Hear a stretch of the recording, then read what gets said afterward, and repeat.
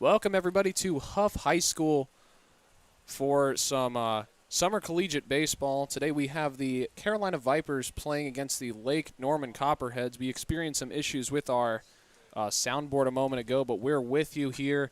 It is still the top of the first inning, and the Vipers lead 2-0 after a couple early hits. My name is David my name is AJ. David is alongside me. You sound like you've never done this before. Yeah, I'm a little flustered by the whole microphone thing, but a pickoff move from the pitcher. That is Trent Carr on the mound. But we're just trying to get acclimated to a new space and get this game ready to go for you. Yeah, Carr has had a little bit of early trouble with his location, and when he's been able to get that location, these Vipers batters have been pretty much all over him so far. We saw a double deep into the gap that scored the first run, and then we saw a nice little bloop single over to right field that ended up scoring another run that's left a man sitting on second right now. But right now, looks like hitting for the Vipers is Alex Sexton, the first baseman. He currently sits with a 2-2 count.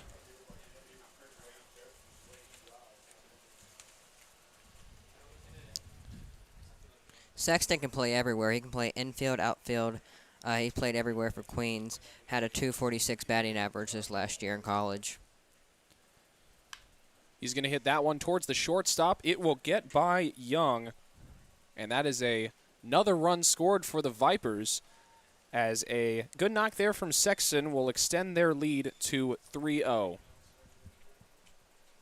Carr definitely not having the best start to his year so far. No, he isn't, and I don't want to say that he's not delivering some good pitches, but he just kind of seems a little bit, especially with his fastball, he seems a little bit not very confident. His fastball delivery has just been a little bit all over the place, especially with this two-seam. We've seen him miss pretty high and pretty outside with most balls that he's delivered there. It's also been very, very fortunate Viper hits as well. They're just putting it where the Copperheads aren't. Yeah, the start of this run was an error by a second baseman. Threw it off the bag. The runner would have been out, but threw it away from the first baseman, and that really started what the Vipers have continued on here. So it's one man on and nobody out, as a balk is called against Carr. And hitting up now, Vito Patierno. We see Carr now just compiling all the mistakes, the location and just his defense, and now having that balk.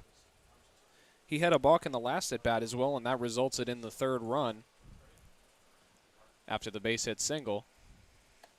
Still no outs as the fastball misses high for Carr outside of the zone, 2-0. Carr not having the greatest year at Caldwell College. Zero inning pitch, 1 earned run, so that ERA is infinite for this last year. Carr sets, he'll check back towards second before delivering home. A two-seam fastball is bounced down the first base line and out of play. So that'll be the first strike in the count, 2-1. So on the mound, Carr trying to show a little bit of resilience, but it's not going his way. These balks have been a huge mistake. I've seen more balks today than we've seen in the last, I'd say, dozen games I've watched. And it's only the first inning, so not a good start by any means from Carr as he throws that one high for ball 3. Yeah, just another fastball that misses up, and so I wouldn't be surprised if he tries to go with a bit of an off-speed here just to try to find the middle of the zone, and that's where these Vipers have struck so far. If he walks here, I can see his catcher coming out and talking with him, trying to calm him down a little bit and get his location back. And that goes for a ball, so that'll be a walk. So the Vipers still have something going here with no outs, runners on first and second. And that will bring up Cole Jenkins, the third baseman.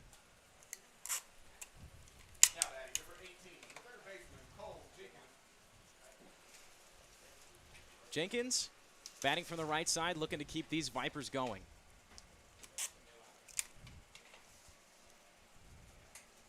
Carr stands in. He'll check the runners at both spots before delivering home. A two-seam fastball just outside. Couldn't catch that inner half of the plate, and so The count moves to 1 ball and no strikes.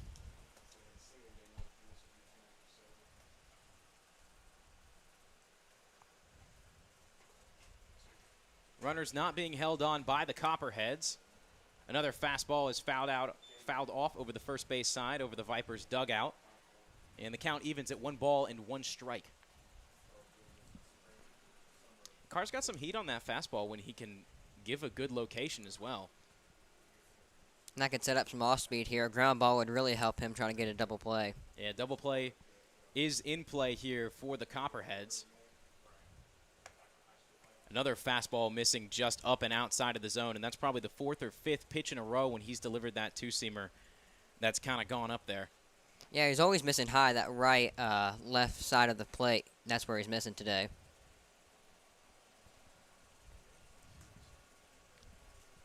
Jenkins stands in with the 2-1 count. Carr's delivery is grounded back to the pitcher. He's going to go to 2 for 1. Play is bobbled. The transfer is bobbled. The out will be given. And so that's the first out of the inning. But the Vipers still have men on the corners. And Carr might have been able to get a double play there, but his second and baseman and his shortstop couldn't get to the bag soon enough to turn 2. Yeah, Carr, he was a bit hesitant on that. He wasn't sure whether to try to go down to third to get the lead runner and then try to go to second. When he tried to throw over to second, the transfer was a little bit delayed, and so they could only resulting in getting 1.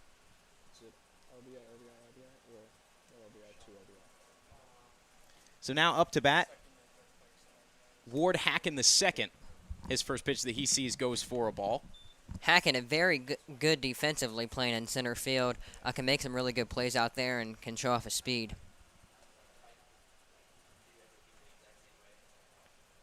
And that last pitch, that was Carr's first miss low. Everything else has been high. Just like that one there is a two-seamer misses high and just outside of the zone, and so he finds himself down 2-0 in another count. Hacken, the 7th batter to go around so far. Hacken's going to line this one out into center field. It is going to fall. The center fielder falls down. Right fielder comes out to make the play. We got a play down at the plate, and the runner will be safe. Carr is definitely not getting any help from his fielders today. That second base, the second baseman throwing it off to the first baseman, starting off the inning, and the center fielder falling down right there. Yeah, J.D. Brock just was not able to come up with that when he kind of had to. He tried to dive and put his body in front of it, and the ball kind of bounced away from him, and that caused Kyle Horton to have to come over to make the throw in. And just because of that, the relay at home was not in time, and so the Vipers have struck with 5 runs in the first inning and only 1 out so far. Carr will have a meeting on the mound. Dylan Ball will walk over as well as one of the coaches just to kind of calm him down and get something going. And like you said, not too many appearances throughout college, and so really only not even an inning of work. Yeah. And so he's come out here for this Copperhead club hoping to turn things around, and it's kind of a nightmare start for him. Yeah, definitely. This is maybe him knocking off some rust, not playing good collegiately, so this could be him knocking off some rust. Maybe we see him working later into the innings and getting a little more feel for his fastball, try to locate it a little bit better instead of missing high. And I don't want to put all the blame on him, and like you said, there's been 2 errors so far in this inning, but it's also been just a collection of the Vipers just putting the baseball in spots where fielders aren't. I mean, they've just been getting, I don't want to say lucky, but it's something where if a ball is 10 feet hit to the left or right, I mean, there's a fielder there to make that play. But these little bloop singles have just been able to continue the runs. And with Carr missing, that's giving the hitters good counts, 2-0 counts, 3-0 counts, and they know he's going to have to throw that fastball to him, and they're ready for it. But right there, he threw that slider, and that's 2 pitches in a row that he threw the slider, both with good location. Yeah, he's had 2 good location pitches. One was a whiff, and then that one, like we just saw, was fouled down towards the first base side. Up to bat is Colby. How do you say that, AJ? No, that's Huck Wathan up to bat. Huck Wathan. Wathan's going to bounce this one down the line and fair into left field. 1 run is going to come home to score as the relay is thrown in. It looks like the Vipers are pretty much just hitting golf shots out there, placing them perfectly, and Carr's luck is not very good so far this inning. If that would have been maybe 1 or 2 feet left, that would have been a foul ball. Yeah, I mean, again, just hitting in locations, like we said. I mean, they've just been putting them in perfect spots, and just like that, as Wathan comes up with that single, fastball misses high in the zone for the first strike of this at-bat. And up to bat, it's going to be Colby. Is it Creepa? I think it's Crepeau. I don't know. It's Crepeau. Crepeau. Well, Crepeau takes his first pitch as a ball, second pitch as a ball as well. And so the count now moves to 2-0.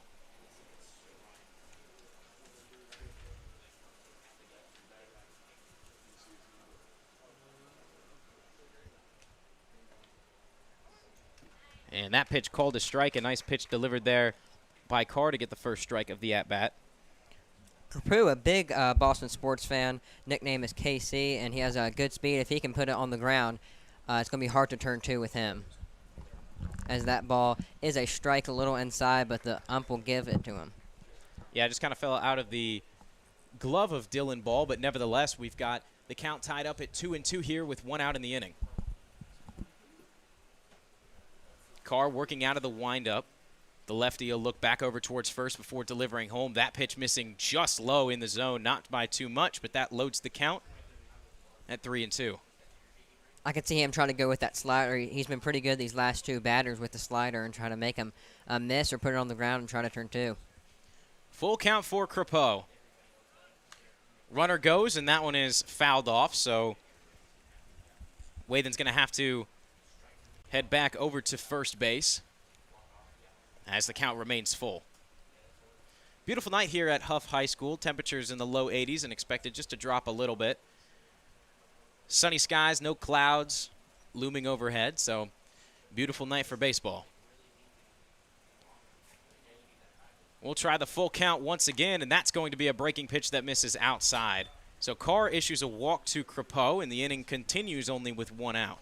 We saw that slider right there. Maybe he was trying to backdoor that slider, make Crepeau looking, but didn't backdoor it enough, didn't come back and out for a ball. And now we got runners on first and second, and we might see the order go around again.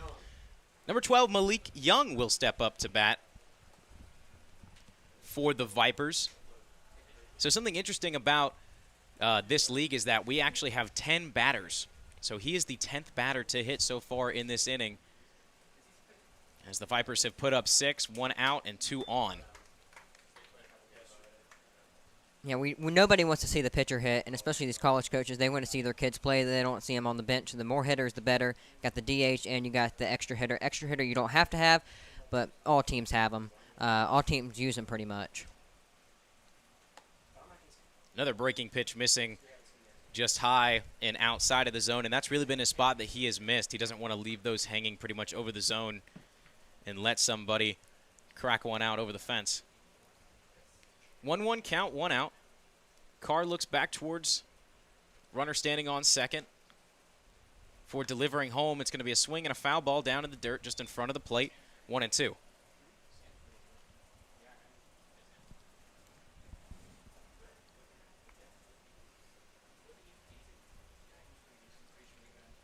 So the Copperheads now, really with one of the first times tonight they've been ahead in the count. Carr just kind of looking to get that second out and make anything in play, hopefully the final out. This is back-to-back games where the Lake Norman starters had trouble last game. Ryan Street allowed 5 earned runs and only 2.2 innings pitched. So back-to-back games, this Lake Norman bullpen will have to go deep. Swing and a miss, and so the ump says that's a foul tip on that. So Carr picks up his first strikeout of the game, and we move to 2 outs in the inning with the top of the order resurfacing. Number 4, Nick Melton, will come up for his second time tonight. He reached on that lucky error, that chop ball to second base, and he beat out the throw. Throws a little off the first baseman, and that really started this run for the Carolina team. Carr's first pitch to him. He's got a move his legs out of the way. A little bit of a slider inside. And that moves the count to 1-0.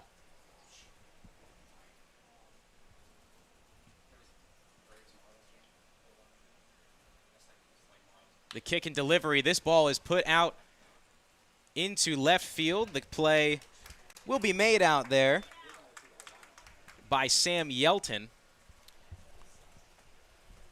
So the Vipers bring up 11 guys, score 6, strand 2, as the Copperheads look to try to close in the lead as they come to bat in the bottom of the first. We'll be right back with you.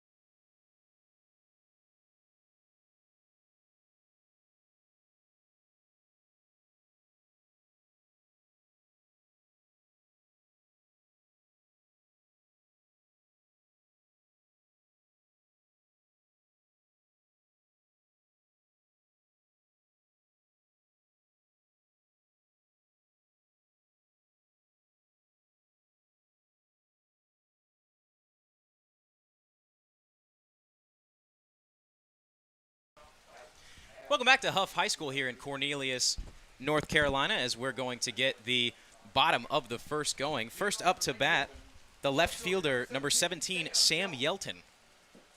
Now, I remember seeing Sam play a lot earlier when we were calling Central Cabarrus versus Cox Mill. Yelton was definitely a solid force on the Central lineup, having some pretty decent hits. So it'll be interesting to see how he fares against, I would say, a slightly higher level pitching. On the mound for the Vipers tonight, Austin Prim will set up shop. His first pitch goes for a ball just high and outside of the zone, 1-0. Prim, a righty from Appalachian State.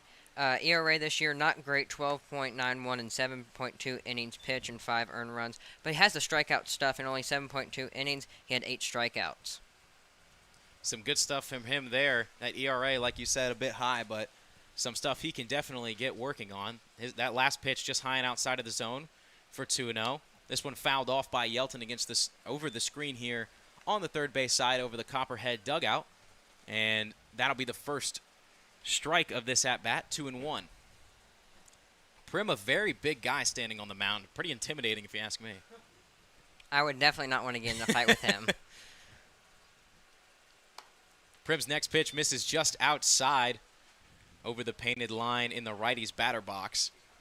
And Prim's big frame probably helps him throwing that fastball. He has good velo on that fastball. Oh, most definitely. Prim sets delivers, and that one misses just high. So Yelton in his first at-bat in this one draws a walk.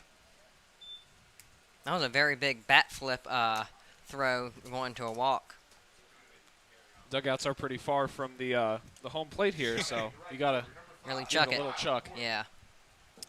Number 5, Kyle Horton, the right fielder, will step up to the plate for the Copperheads. Horton, a transfer from Charleston Southern, now plays at Lewisburg, play anywhere in the outfield. Didn't get much play time this year, only having 12 at-bats, but in those 12 at-bats, he had 3 hits and 1 RBI. Prim's first pitch there missed just inside on Horton. 1-0. Infield shaded pretty regularly. Yelton being held on over at first base by Crepo. Prim's next pitch is fouled off over the screen here at home plate as Horton evens this count to 1-1. You know, Horton, not a very big guy, and maybe that's just because it's in comparison to Prim standing on the mound, but I like his swing. Very smooth swing path. Runner goes. Yelton tries to steal. The throw is high, and he will be safe. So the Copperheads, now with the runner in scoring position, look to try to cut the deficit on that 6-0 lead that the Vipers put up in the top of the first. That might be a bad throw, but what a catch from Malik Young at shortstop, showing off that Absolutely. athleticism. I mean, he's not a very good hitter, but very good defensively at shortstop. That's why they have him there. Yeah, Young batting in the, sounds weird to say, but the 10 hole for the Vipers. An off-speed pitch is sent out into right field. Sorry, I had audio. Are we good? My apologies there. We had a bit of an audio spike on our end, but that's going to go down for a single for Kyle Horton. And that advances Yelton over to third. And it wasn't deep enough to get him in. However, the Copperheads looking to stir up some trouble with runners on the corners and no outs. Yeah, Yelton didn't know if that ball was getting down or not. If he would have just gone straight away, he probably would have got there. Number 21, J.D. Brook, steps up to the plate. Batting in the 3-hole for the Copperheads as he takes a ball down low for the first ball of the at-bat. JD is very familiar with here. He went to Hough High School, and he leads the school in all-time home runs, all-time hits, and all-time batted balls, so he loves this stadium. Runner goes, and it's going to bounce off second. Yelton is going to score from first easily. Horton advances to third, and the Copperheads get their first run of the game.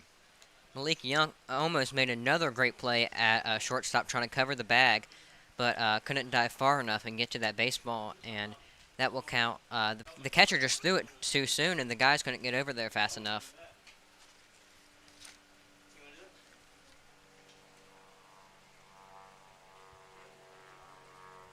Prim's next pitch very high, far, and inside. J.D. Brock is a Clemson guy, and Clemson blood runs through his family as his grandfather played baseball at Clemson as well. It must be nice for him to come back to this ballpark and just kind of relive the memories. Yes, definitely a lot of good memories. A great player here. Prim throws a nice fastball strike just at the top of the zone, and that issues the first strike of the at-bat, 3-1. As we see both starters having some control issues early on. Yes. And called strike 2. That one catches the outer half of the plate. So Brock sees the count go from 3-0 to full.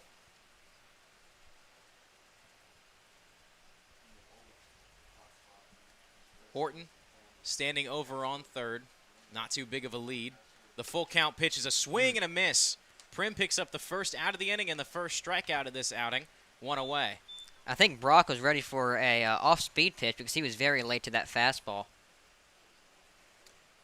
Number 36, Drew Messick, now steps up to the plate. Now batting, the EH, number 36, Drew Messick. He is the EH, the extra hitter for this team. And batting in the 4-hole, you got to expect he's got some power behind that bat. We saw that power in high school. I mean, he hit a lot of home runs there. Now plays at Charlotte.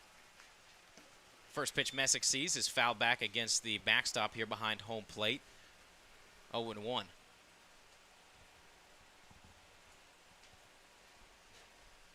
Drew Messick hasn't played college baseball yet. He's an incoming freshman, top 500 high schooler in the nation this year. Wow, very impressive. Prim throws a nice off-speed pitch, just catching the bottom corner of the zone on the outside half.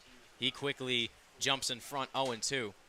It almost looks like that's two of his best pitches he's thrown so far, and I wonder if just he had to kind of get the nerves out, get that first out away, and hopefully see some good location out of him on this next pitch. Swing and a miss on a fastball high in the zone as Messick is sat down on 3 straight strikes.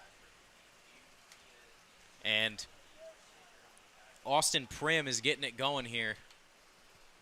As we see his fastball working very well early on, getting guys to chase high near his name level on the jerseys.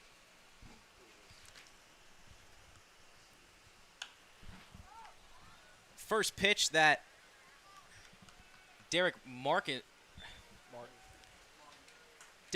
sees is popped up, and that's going to end the inning for the Copperheads. They get 1, however, the Vipers still lead by 5, as we'll be right back with you for the top of the second.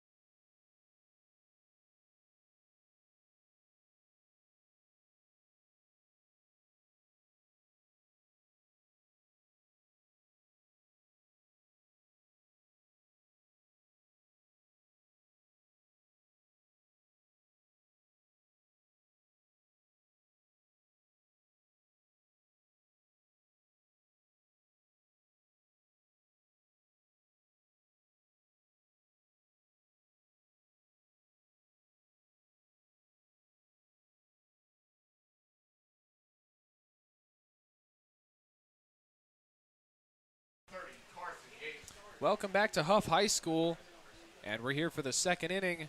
6-1 is your score, and the leadoff batter, number 30, Carson Yates. The 2-hole had a double with an RBI in his first at-bat. He's the left fielder for this team, and he's a rising sophomore at Gardner-Webb University.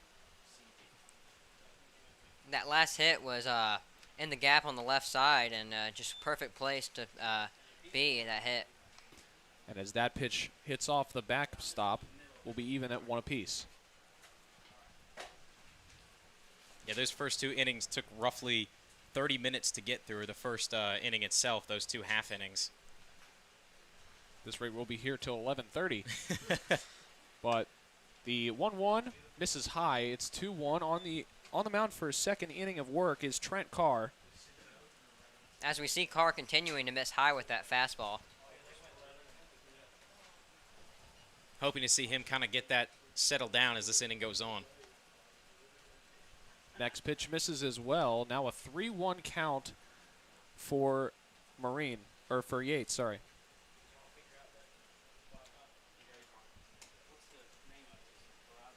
Working from the stretch with nobody on base. That one's going to be sent up and over the screen towards the softball field. It's going to be a full count. I really like Yates' batting stance. He's really got that. It's not open, but he's got that front foot back, so he can kind of lean into it and give it some power. Yeah, it's not something it's not as open as like a Joey Gallo, but it's definitely open.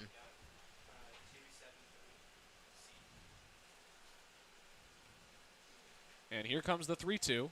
Misses inside, and that'll be a base on balls to start off the second. Yeah, when you get the feet pointed out over to right field, you start getting in Eric Davis territory. Oh, and yeah. So, I've seen a couple guys this year, and we've called high school games, though, kind of have that batting stance, and a couple of them can rake, man. I mean, you're not going to make contact much, but when you do, it's going far. Yeah. Brief mound visit here for the Copperheads as Dylan Ball comes up to the mound with Carr.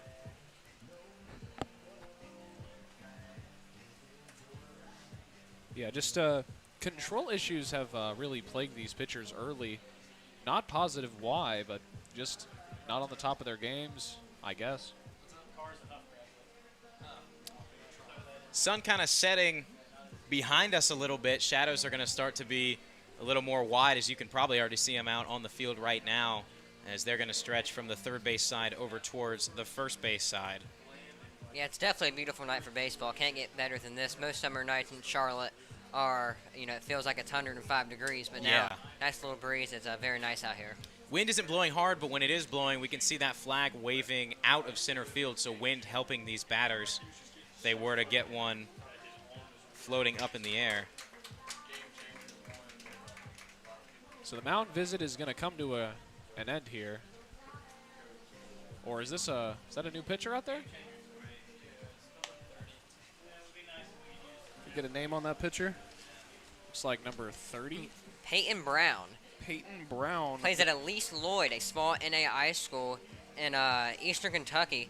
I was reading an article about him, and he had an article about him in the local paper where he grew up in Madison, West Virginia. It was interesting to see how he came to be at that very small school. Has 3 pitches, fastball, changeup, and curveball. Not much velocity on those pitches, as that curveball can get as low as 55, and that fastball only gets up to about 75, 78.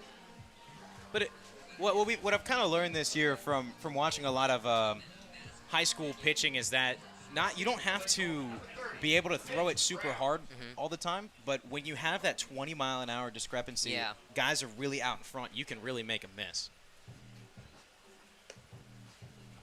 I mean, we've seen guys, Hall of Famers, that have, not much speed, not much velocity. Guys like Eric Gagne, where he would only throw his fastball 85, 88, but he'd throw in that Vulcan change and curveball, and his curveball would, be a 20-mile-per-hour difference to what his four-seam fastball would be. Yeah, and I mean, Gagne was one of the most dominant pitchers and closers, in baseball for the early 2000s. But now we see guys, every guy that comes out of the bullpen is throwing, 98 plus with sinker or a cutter or something like that. You don't see guys that are, kind of live on the corners. Only a couple guys in MLB now have it. Runner goes out towards second. The throw is going to be just outside. So a steal is going to be picked up there for Yates. Is that Yates that picked up the steal, AJ? I believe it is, yeah. Carson Yates just walked. Braylon Marine is your batter, the second baseman. Had a single with an RBI in the first, and he's in an opportunity to where he can get something similar as he takes the first strike of his at-bat, 1-1.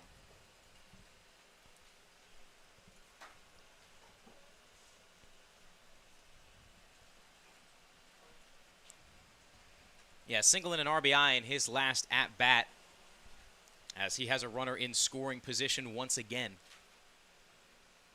He's going to step off at the mound, and Yates will retreat back to second base.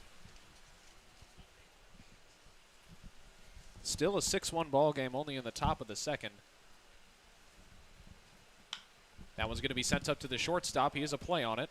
The throw into first, right on time. A good throw by Palma and a good catch by Manco at first base. And that is the first out of the inning.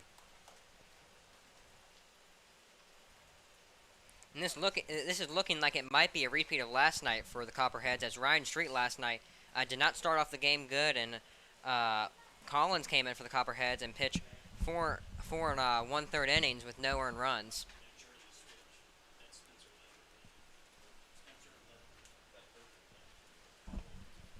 First pitch to Alex Sexton, the cleanup first baseman, will be taken for a ball, and he's got a runner on third and one out. Check swings on a pitch down the middle. It'll now be 1-1. It's actually Spencer Ledford out there on the mound. Possible jersey swap before the game, as he is the current pitcher from Caldwell Community College, and that one is going to beam Maureen in the back, and so he will take his base. That was Sexton. My bad. Beam Sexton in the back. First night, we're still learning here. Yep. Still getting it going. Getting familiar with these new folks on the field. Definitely a different ball game. But up to hit now, Vito Patierno had a walk his first time up. He's got guys on the corners to start off with, and we're a step up from high school ball, so the steal on runners on the corners is not a guaranteed take. First pitch to Vito is a strike called. Yeah, Sexton looks like he was going to go there. He almost got halfway out to second base before kind of retreating back there. So Had a bad jump and thought I might as well just get back and not risk it. Second pitch, curveball went down into the dirt. 1-1. The current Copperheads pitcher already had a ground ball earlier this inning, so let's see if he can force another one in turn 2. his location on that fastball has been a little bit better. It's missed a little less up in the zone. He definitely has a good curveball. He pulled it out last pitch. That one's going to get past the catcher, and the run will cross for free as the pitcher does not come down to the plate in time. It will now be a 7-1 lead for the Vipers. Yeah, he just wasn't ready. I mean, the ball got past him, and he didn't think about the runner on third, and runner on third just got there easy. So mistakes have really been the name of the game up to this point from both sides. Really shaped the scoreboard as we see it right now at 7-1. Many of the mistakes have been on the side of the Copperheads.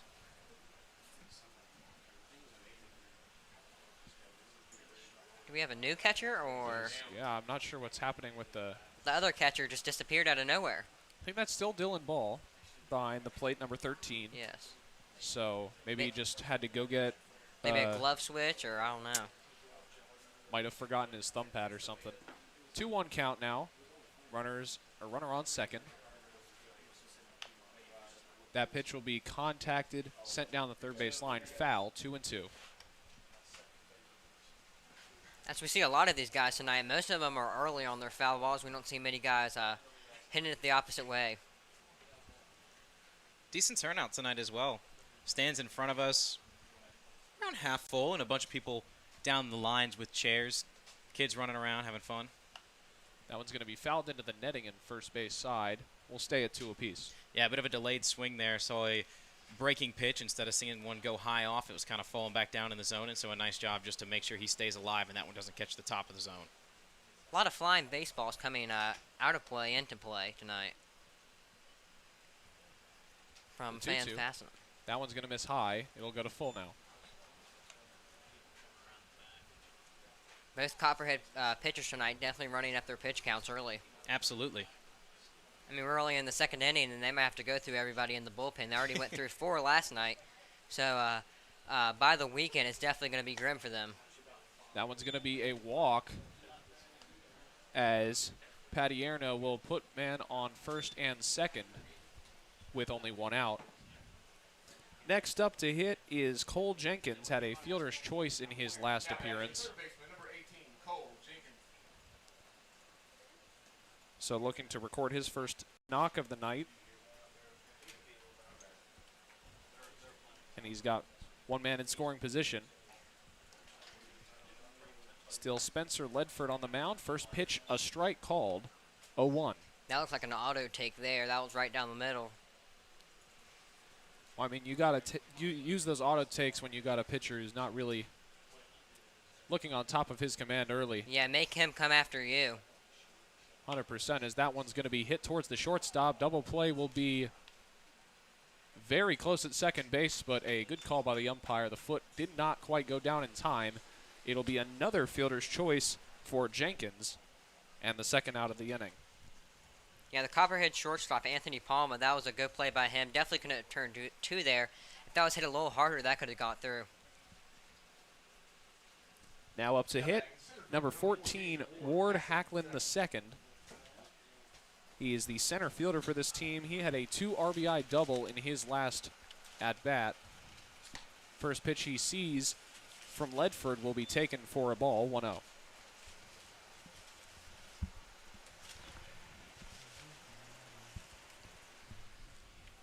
So runners on the corners again.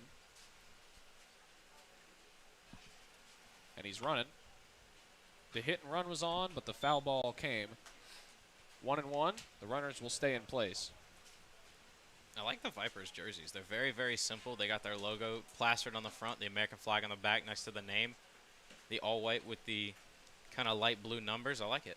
And with summer teams like this, you're going to see a lot of guys go with the white main color with some accents. That's what both of these teams have done here, as a swing and a miss from Hacklin will put him down 1-2. But sorry, go ahead. We also see those kind of jerseys with the Mooresville Spinners. They have pretty much the same jerseys, but it's a little lighter, kind of a greenish blue.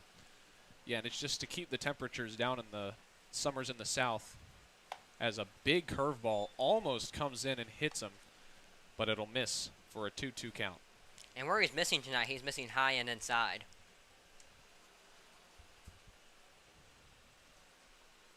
So runners on the corners. That one's also high, so we'll go to a payoff pitch. We'll see the runner on first run.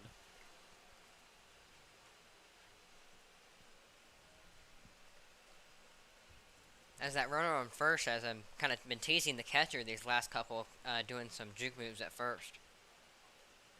Here it comes. That one almost runs in and hits Hacklin as well, but he will get a walk. And that will load the bases for Huck Wathan, who had a RBI single in his last plate appearance. As the bat boy runs out to first to grab the arm pads off of the runner. As Huck, he will be an incoming freshman going to Charlotte, and he's from Charlotte, played at Charlotte Country Day. A lot of kids are local that play in this league here. First pitch to him, taken on the outside half for a ball, 1-0.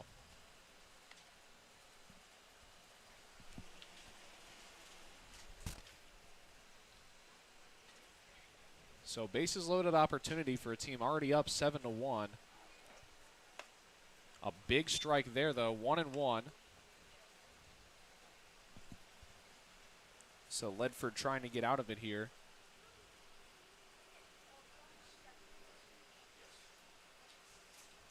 He'll step off and have a quick conference with his catcher.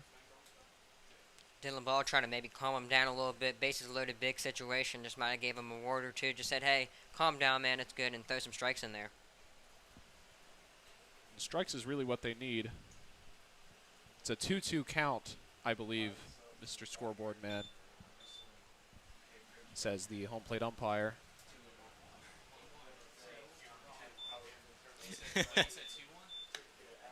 That one's going to be taken. Guess it's going to be 2-1. I'm not sure what that signal is for. Honestly, he said 2-2, pointed towards the scoreboard, and now it's a 2-1 count. So I guess we're all on the same page now. A little bit of miscommunication. Still in As preseason that one's going to form. be a called strike, 2-2. So again, Ledford one strike away from getting out of this inning. And this will be huge right here. I mean, another hit for the Vipers could really tear down this Copperheads team. And there's the strikeout they were looking for.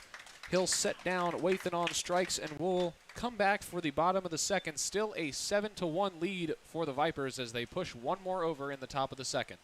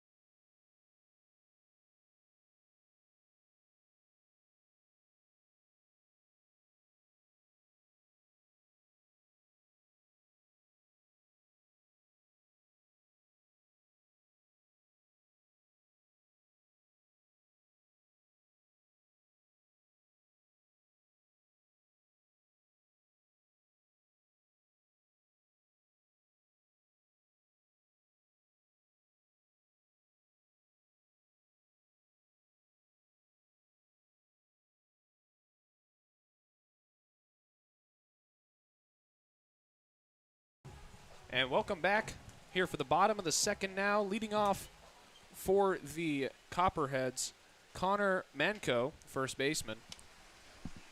This is his first plate appearance. He'll foul the first pitch he sees off into the woods. 0-1.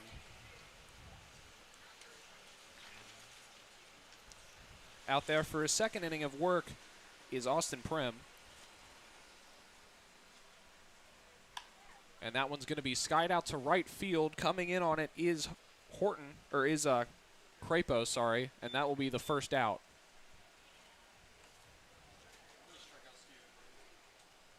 Two strikeouts for this team, and then 2 strikeouts for the other. So next up to hit, number 26, Nate Hersey. Number 26, Nate Hersey. The third baseman, coming to us from West Virginia State University. He is a redshirt freshman. Very interesting. He goes to West Virginia State. One of many guys on this Lake Norman Copperhead team that goes to West Virginia State, but he's from California, so very much a culture shock from going from California to St. Albans, West Virginia. That is definitely a big change as he goes on that pitch but doesn't quite swing. It's now 0-2. Going from In-N-Out Burger to Tudor's Biscuit World is very interesting.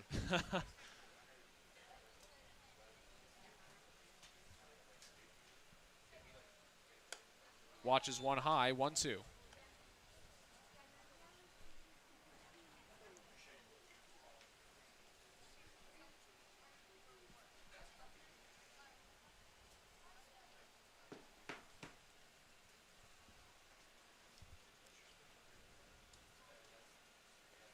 Good block there by Wathan behind the plate to keep it in front of him, but was not in the zone. It's now 2-2.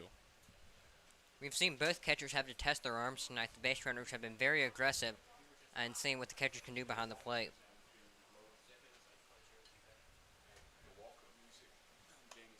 That one's going to be a little too high. Full count now.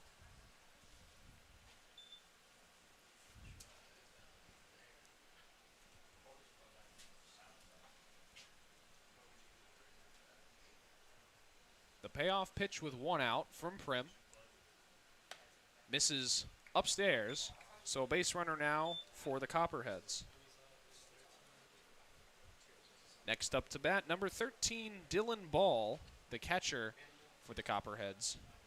Also coming in for his first plate appearance of the day. A college teammate with Nate Hersey. He plays at West Virginia State, also from Green Cup, Kentucky, but played at Hurricane High School, and Hurricane is right down the road from West Virginia State, 1 or 2 miles away.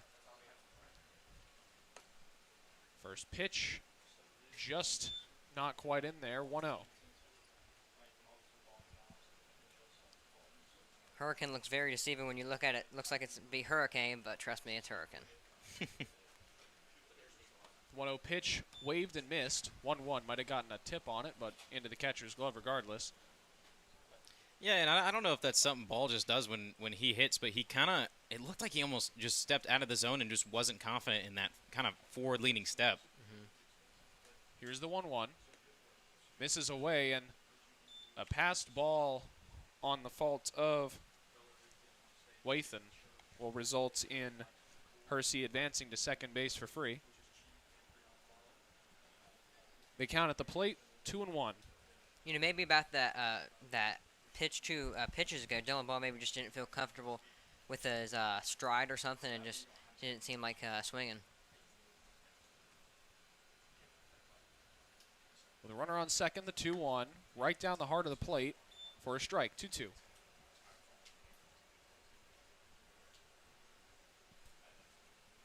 Any questions for anybody listening at home, or you guys have a comment, chime in about something, drop them in the comments below. We're constantly looking at our live chat. Here's the 2-2. Just too low, 3-2 now. And body language up there on the mound, looks like Prim really wanted that one. Yeah, and when he's missed outside the zone, I know he's on behind in the count right now, but he has not missed by too much. That one's going to be tipped, and that's a broken bat. You could hear that, just very weird sound coming off the bat. And that is, Some we're not used to seeing at Hough High School. could say that again. So the broken bat will give us a short delay as goes to get another one. You don't see the middle bats break too often. No. I've never seen a middle bat break in person that wasn't broken on purpose. If you break down those BB core composites enough, they will snap, but a lot of times they lose all their pop before that. Yeah, you'll stop using them way before they start breaking. But we're still at full. Man in scoring position and 1 out. That one's fouled back into the screen, so staying alive here. Trying to start off his personal game well. Trying to help his team start clawing back a 6-run deficit.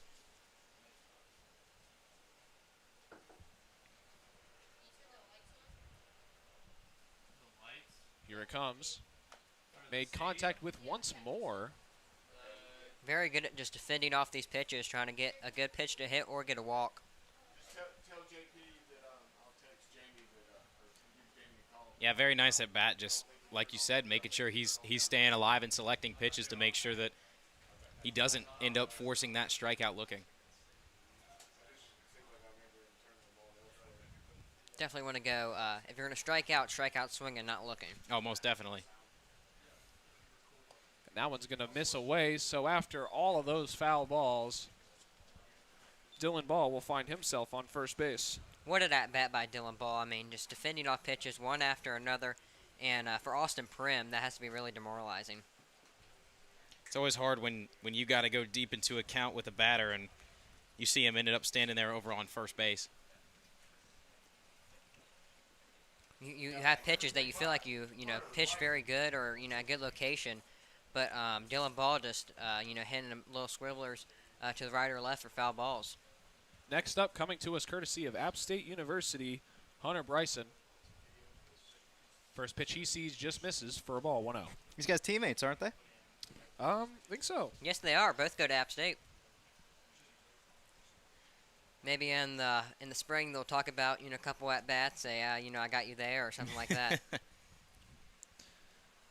Well, the way his game's going so far, it's not going perfectly. So Prim is hoping to get this leg up. Yeah, single would definitely be big here for the Copperheads. That one's going to be swung on and missed upstairs for a strike, 1-1. Very hard swing there. That baseball's going far if he connects with it. He's not looking for a little single, I'll tell you that much. Very squatted stance, though. By the stance, you wouldn't think that he has that home run power. I love it, and he's kind of got, I almost want to say he's kind of got a little bit of a, Brandon Felt? yeah. Reds fans Yep. think alike. Yep. Goodness. 1-2 count. That pitch was taken for a called strike. I have plenty Reds comparisons in my bag for the Yeah, rest of the season. I'm going to go ahead and apologize for all the Cincinnati Reds comparisons we got, because we got a lot of them. He has an identical stance to Brandon Phelps, the little bat wag and the bent down stance. That one's getting sent deep to center field. It's going to just bounce off the wall short. The throw in from Hacklin. And that'll be a double for one score as the runner on first base didn't quite get away quick enough to score from first. He was worried it would be caught for a flyout, but an RBI double nonetheless for Hunter Bryson. Bryson got him there. We were saying earlier in that bat that he was swinging for power. We saw it there. If he pulls that baseball, that ball's gone by a long shot. Man, and that was one of those shots where you're kind of seeing it off the bat, and it doesn't feel like it's going to go as far as it does. But the field out here at Hough, I mean, the walls aren't too far, especially for what these guys are used to playing in college, and so a ball that usually looks like it might be a routine fly to center bounces off the top of the wall. A nice hit. I mean, from this angle, that looked like that was just going to be a little pop-up. It but did. It traveled a lot farther. These guys are using wood bats, though. That's an interesting tidbit. If he's back at app, that ball's over the fence. Especially with the basically elevation. Any metal bat, that's over. But 3:20 down the lines here at Hough. No distance marker in centers. That one's going to send to the shortstop. He's got to throw to first. It's way high. He catches it, but not able to make the play in time. So an RBI error for Anthony Palma in his first plate appearance. What a catch by Alex Sexton. And Malik Young, he showed off that athleticism there. Not a good throw, but good job getting to that baseball and jumping throw just not very accurate to Sexton. Absolutely. So up to hit now, the freshman going to Duke University, Sam Yelton. You know, Malik Young, you know why he has all that athleticism? High school, he was a track and field athlete. Ah. Makes a lot of sense to put him at shortstop then. Yes, kind of a Anderton Simmons kind of defense type, or maybe Alberto Mondesi. I like that Simmons reference. They're not all from Cincinnati.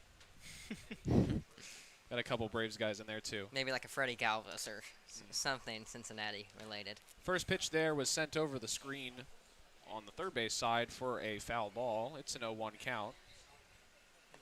That one's going to be too low. 1-1. You know, something that I like about Sam Yelton, that we kind of watched him throughout the years, he is very patient at bat. He will wait on a pitch that he wants to put in play, and he's not scared to get out in front of the count and beat you at 0-2.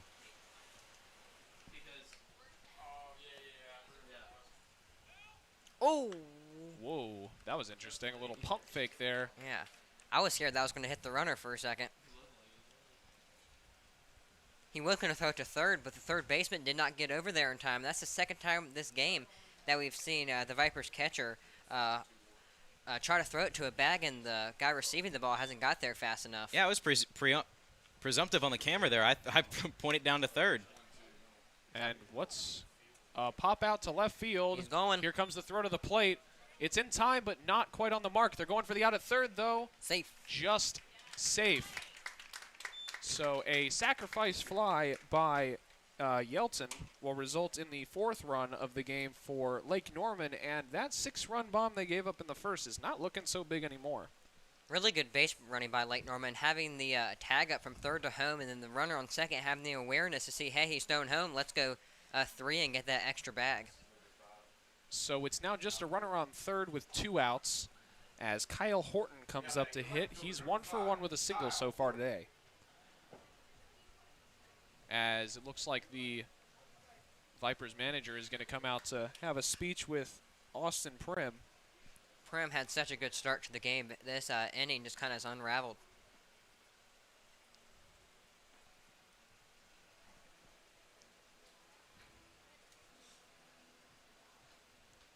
What's going on here? Why did he put his glove on the ground? We've seen some foreign substance things in the MLB, maybe, Yeah, that's what I was thinking. Turning out his pockets? yeah. That's what I'm thinking, maybe some, yeah, pine tar or some rosin and sunscreen, spider tack. Apologize, our camera's very bad at focusing through screens. Yeah, it's a little bit frustrating. There it goes. Yeah. When it wants to, it looks nice, but Other times it's just like, ooh, a grid. Nice. But it looks like Prim is out of this game. Maybe it was an injury of some sort or something, but it was definitely interesting. I'm not sure. Nevertheless, we do have a new pitcher on the mound. Oh, his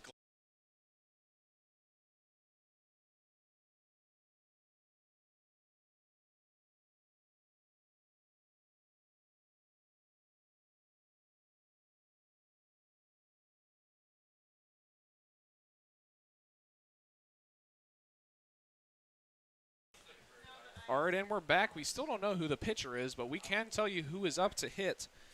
That'll be J.D. Brock. Got a strikeout in his first at bat. What was that? We have 2 guys on the. Oh, no, this is still Kyle Horton up to hit. Sorry. Or is it? We have 2 guys Yes, on the it is. Carolina roster that don't have a number online. It could be either Jackson Herring or Cooper King. Here's the play by the shortstop in time, and that will retire the side. So quick work, 2 pitches and 1/3 of an inning for the new pitcher. We'll hopefully figure out who that is eventually, but we'll be right back for the top of the 3rd inning. It's a much closer game than we thought. 7-4, Carolina.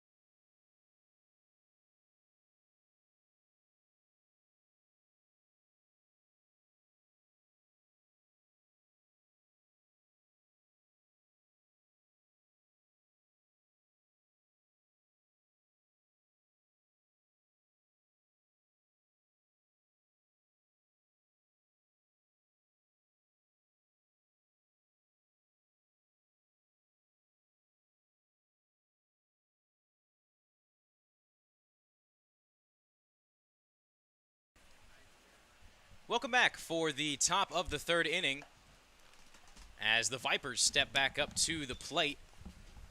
Batting for the Vipers is number 23, Colby Kripa. We're going to have trouble with that name all season. We really are. I'm gonna go with Crepeau. Crepeau? Yeah. Crepeau? Kind of a French tense to it. Big hack there from Crepeau as the count now moves to 1-2. Back on the mound for his second inning of work, Spencer Ledford. And he'll throw one just inside. And he'll go for a ball as we even the count at 2 apiece.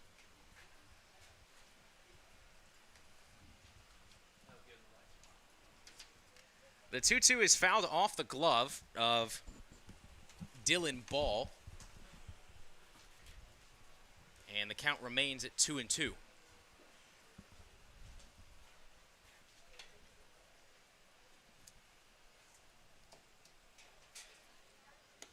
The 2-2 called strike 3 on the outer half of the plate. What a frame by the catcher. I mean, I don't know if that would have been a strike without that frame.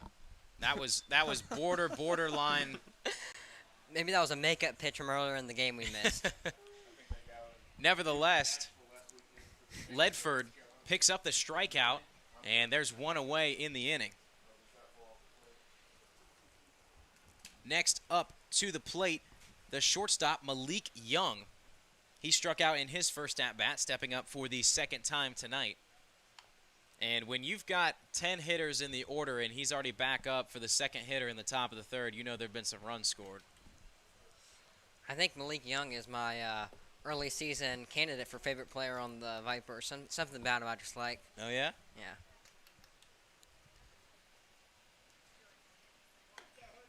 Ledford's pitch is a called strike on the outside corner. Nice placement of that fastball, and he now is ahead in the count 0-2. We've seen back-to-back batters where he's located that fastball very well in the outside corner, and the ump's giving it to him. Absolutely. He looks much better here. Swing and a ground ball to the shortstop. It's going to be fielded, cleanly thrown over to first, and just in time to get the runner. Looks like Young wasn't really sprinting as hard as he could out of the box and kind of turned on the burners halfway there. Anthony Palma comes up with a nice throw and a nice play. Yeah, he almost did a big leap over towards first as well, just to try to make sure he gets down on the bag. Now batting, number 4, the designated hitter, Nick Melton. Now up to bat number 4, Nick Melton, the designated hitter, up for his third time tonight as he swings through a Ledford fastball. Not every day you see the designated hitter hitting first. Normally you see an outfielder or maybe a second baseman, a guy with speed. Normally designated hitter is a guy with a lot of pop. Melton's going to bloop this one right nice to catch. the third baseman. A great play made by Nate Hersley. A catcher, normally he plays catcher for West Virginia State, but showing off the hops at third base.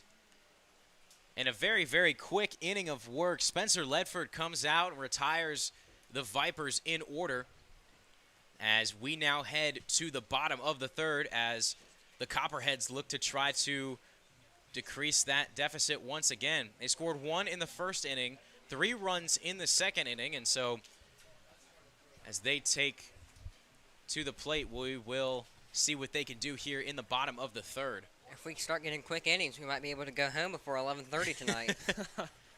We'll see if this game drifts into tomorrow or not.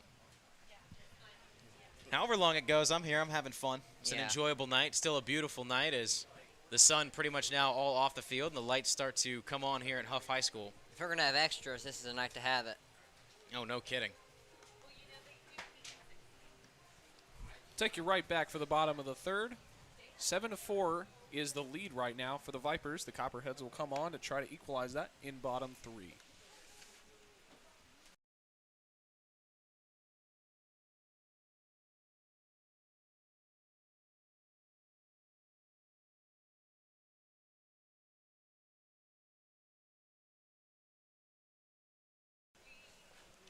Center fielder J.D. Brock will step up to the plate for Lake Norman.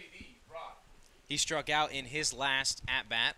Still do not have a name for the pitcher on the mound, but he will get set to throw, and the first pitch is a called strike down the middle. Maybe that kind of makes what he what he is. I mean, kind of the mysterious man up on the hill. Not much game planning going into the batters now, not even knowing who it is. A breaking pitch missing just outside of the zone and just a little high, leaving us at 1-1. He kind of showed off the break. That was a pretty good cutter right there. Just not a very good location as we see the batter stepping out of the box. Yeah, and tendencies with sliders, cutters, curveballs to see guys overthrow them and end up missing high. Don't want to miss. If you want to miss, you want to miss really high because if you miss up strike zone, that ball is going to go very far. Yep, and that's a lot of times what guys will talk about after games is that when they miss those balls and they give up home runs on those breaking pitches, it's I've tried to overthrow it too much. 2 back-to-back balls as the count now moves to 3-1 for Brock. Good opportunity to make something happen here, but he swings through the 3-1, a nice fastball located down in the zone as the count now moves to full. Maybe we can see that cutter / slider come out again, and it looks like he might have tried to backdoor it last time, so let's see if he can do it again. The 3-2. Fastball down low, just missing the bottom part of the zone, and so first batter he faces in this inning, he issues a walk, and so Brock now stands down on first. That looked like a closer strike than what the umpire gave to the pitcher last inning that called third strike. Number 36, Drew Messick. Interesting thing to note, this Copperheads team has more walks and reach on errors than they have actual hits. They only have 2 of those. They've reached on walks or errors Drew Messick, the EH, 5-6 times. steps up to the plate. He'll swing on that one and foul it off against the screen, 0-1. If I remember hearing correct, Messick lived down in Dallas, came up here, finished high school season 4 days ago, and he just got up here today to play for these Copperheads. So he's one of the guys here that is didn't have that break from finishing college. He's going straight into this season. That ball bounces out of the glove of Wathan and gets back to the backstop, and so Brock is going to advance over to second base, and now Messick has a runner in scoring position. 1-1 count. Copperheads down by 3. Pitch high and outside. Had some good speed on that fastball, though.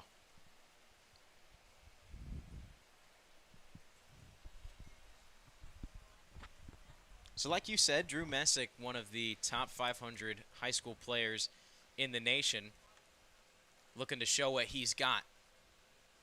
The 2-1 is fouled out of play, bouncing right about near first base, but we'll go for a strike, and we will even the count at 2 apiece. Infield shaded pretty reasonably, no real shift on. Double play not double play formation. I saw the run on second, got a little too happy with that. That ball really inside. Messick has to get out of the way. It bounced out of the glove of Walton.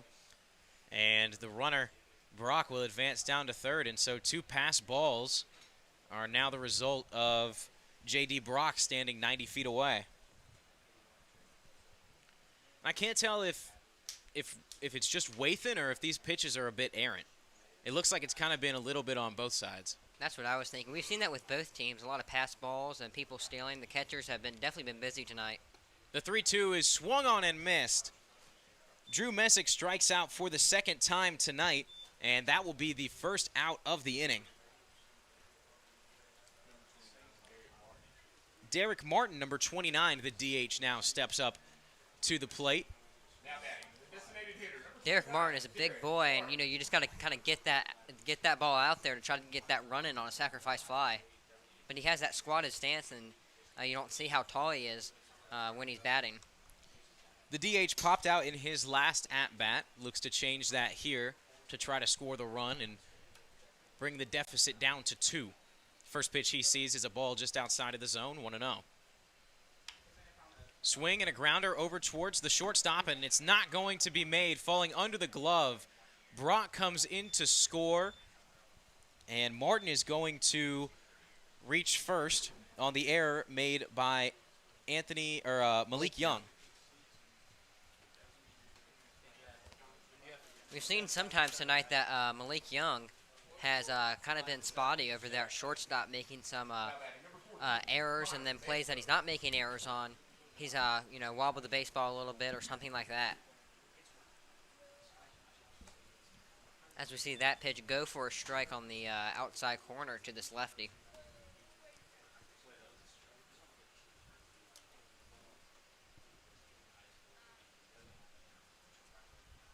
The 1-0 is swung and kind of fouled on. A bit of a check swing bouncing off the inside part of the barrel. Bounces down toward the Copperhead dugout and leaving the count at 1-1. How he hit that, that definitely looks like that's going to sting his hands right there, hitting on the inside of the barrel. And those check swings definitely hurt when you get when the ball makes contact with the bat. Connor Manko looks at a pitch that is down in the dirt. And that moves the count over to 2-1. One out in the inning, runner on first base. Manko, the tying run. Same pitch, better location, a nice fastball to even the count at 2-2. And it seemed like our mysterious pitcher here on the mound, I mean, he's had pretty decent control of that fastball. It's just been his breaking pitches, as there's one fouled out off the top of the dugout. A couple of the Copperhead guys diving out of the way. Yeah, we see this umpire tonight. Where he likes is that outside bottom corner. He'll give those pitchers that strike right there. We'll try the 2-2 again, and this one is grounded through the hole between the first and second baseman. It's going to be a single for Connor Manko. And so now the possible go-ahead run stands in the form of Nate Hersey. Hersey walked in his last at-bat, batting in the 7 hole, playing third base. We saw Hersey make that great play at third base to end off the Vipers hitting last time around that they hit that diving catch up in the air. If that would have got over his head, that would have probably been a double, just a little bloop. That ball down in the dirt, out of the glove of Wathan. The runners will advance, so now 2 runners in scoring position here for Hersey. Wathan definitely not having the best night behind the dish. It's the third ball this inning that have gotten to the backstop, whether that be a wild pitch or a passed ball. Whatever you want to rule it, runners have advanced on all 3 of those. And if you're a catcher, even if it is a wild pitch, you still feel like it's your fault. The 2-0 is just inside, and the count now moves to 3-0. You've got a base open over at first, but you definitely don't want to put him there. The 3-0 catches the outside half of the plate. Nice pitch and nice location on the 3-0 pitch. And that was a very good pitch. Like you said, that's kind of where the ump has liked it so far tonight. The 3-1 is fouled out of play, and so Hersey keeps himself alive as the count moves to full. And we might see pitchers later in the night trying to exploit that outside corner more. Swing and a ground ball over to the third baseman. Good collection and throw, and Hersey will be out at the hands of Cole Jenkins. So nice play made there by Jenkins, but not before a run can come in. It is now 7-6, and the Copperheads have battled all the way back from being down 6-0, now just down 1 run, 7-6. And if you're the batter there, that's all you're trying to do is just get that run in. The catcher, Dylan Ball, now steps up with a runner 90 feet away. He fouls that one down the first base line over towards the bullpen, 0-1.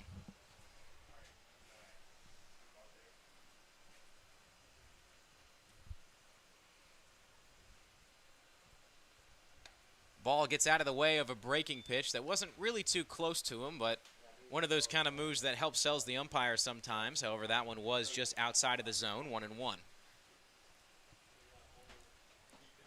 Next pitch, that one runs him in on the hands there. Looked like a 2-seam fastball that just stayed high. Yeah, we've seen both pitchers tonight establishing that inside part of the plate, making those batters get out of the way.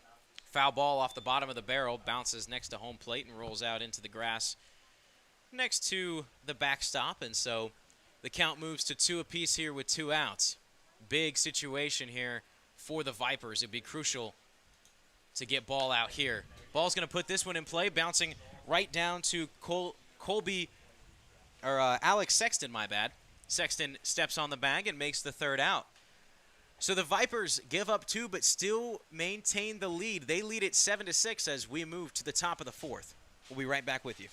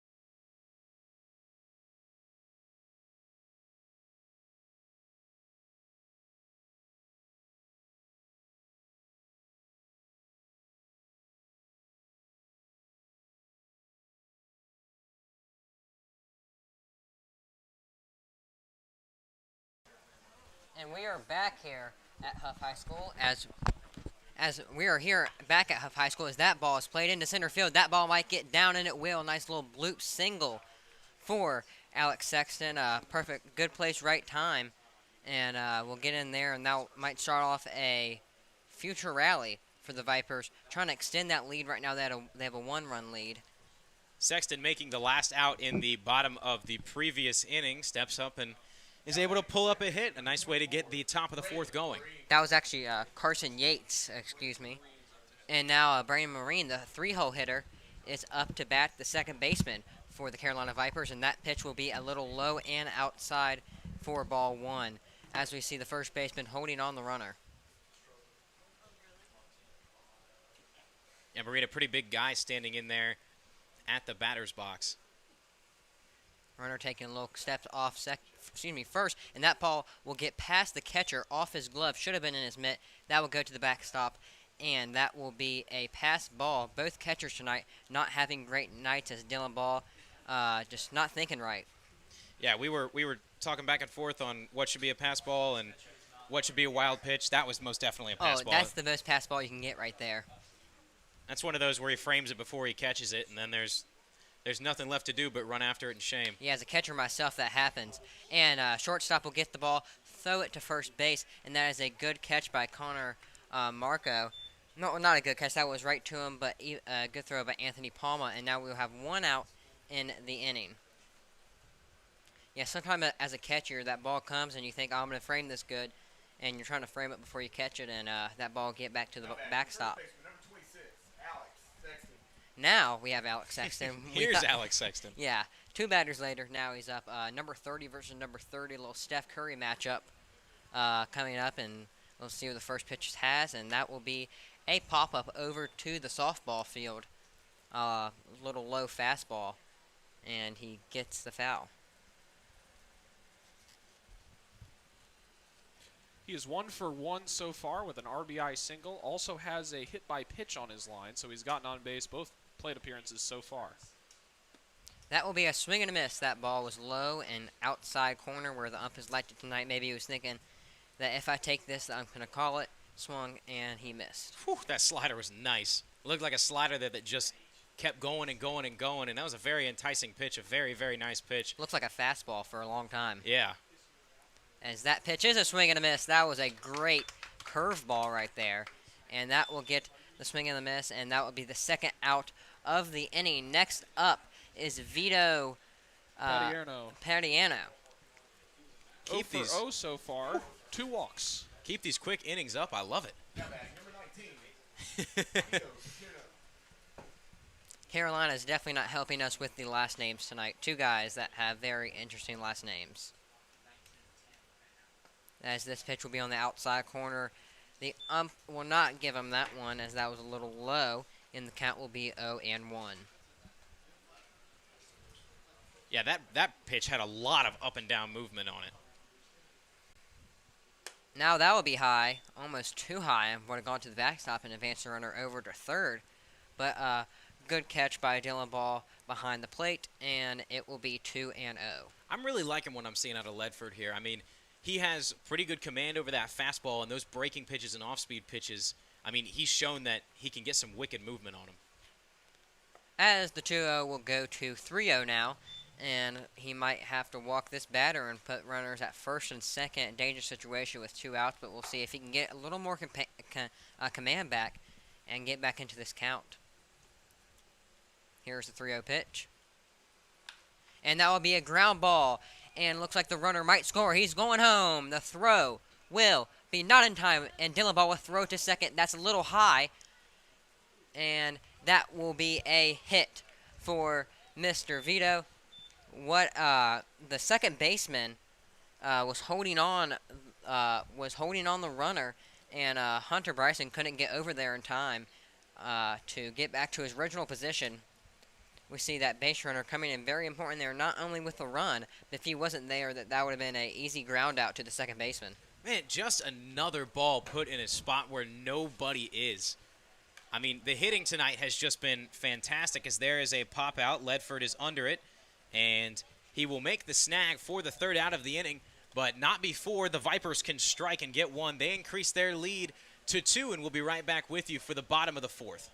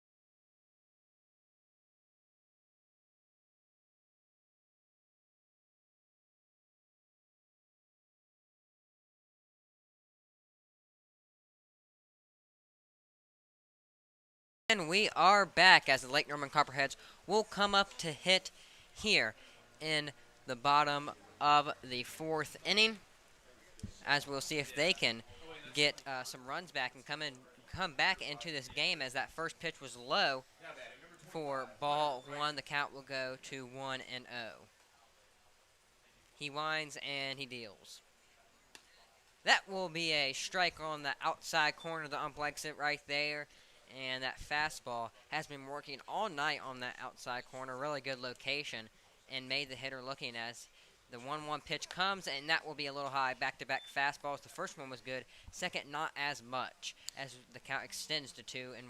Our mystery pitcher back out for his second inning of full work. So far, he's got 1 1/3 under his belt, as there's a high fastball that goes for a swing and a miss. 2-2 count. We've seen 3 straight fastballs. Maybe he's going to try to come in with a slider or a curveball and try to get him swinging very early here. We'll see what happens. As that was inside, that looked like a little bit of off speed, maybe a changeup, but 2 inside, did not swing, and now the count is extended to 3-2 full count. We'll see what the pitcher brings. Here is the 3-2. And that will be fouled off over to the first base side, bouncing over into the grass as we see somebody stretching in the bullpen for the Carolina Vipers potentially coming in for this mystery pitcher. Yeah, Brayson had to go down to get that one. He had to almost club it like a golf ball. As that will be a screamer up the middle in a single. That's probably the hardest or the second hardest hit ball we've seen all night.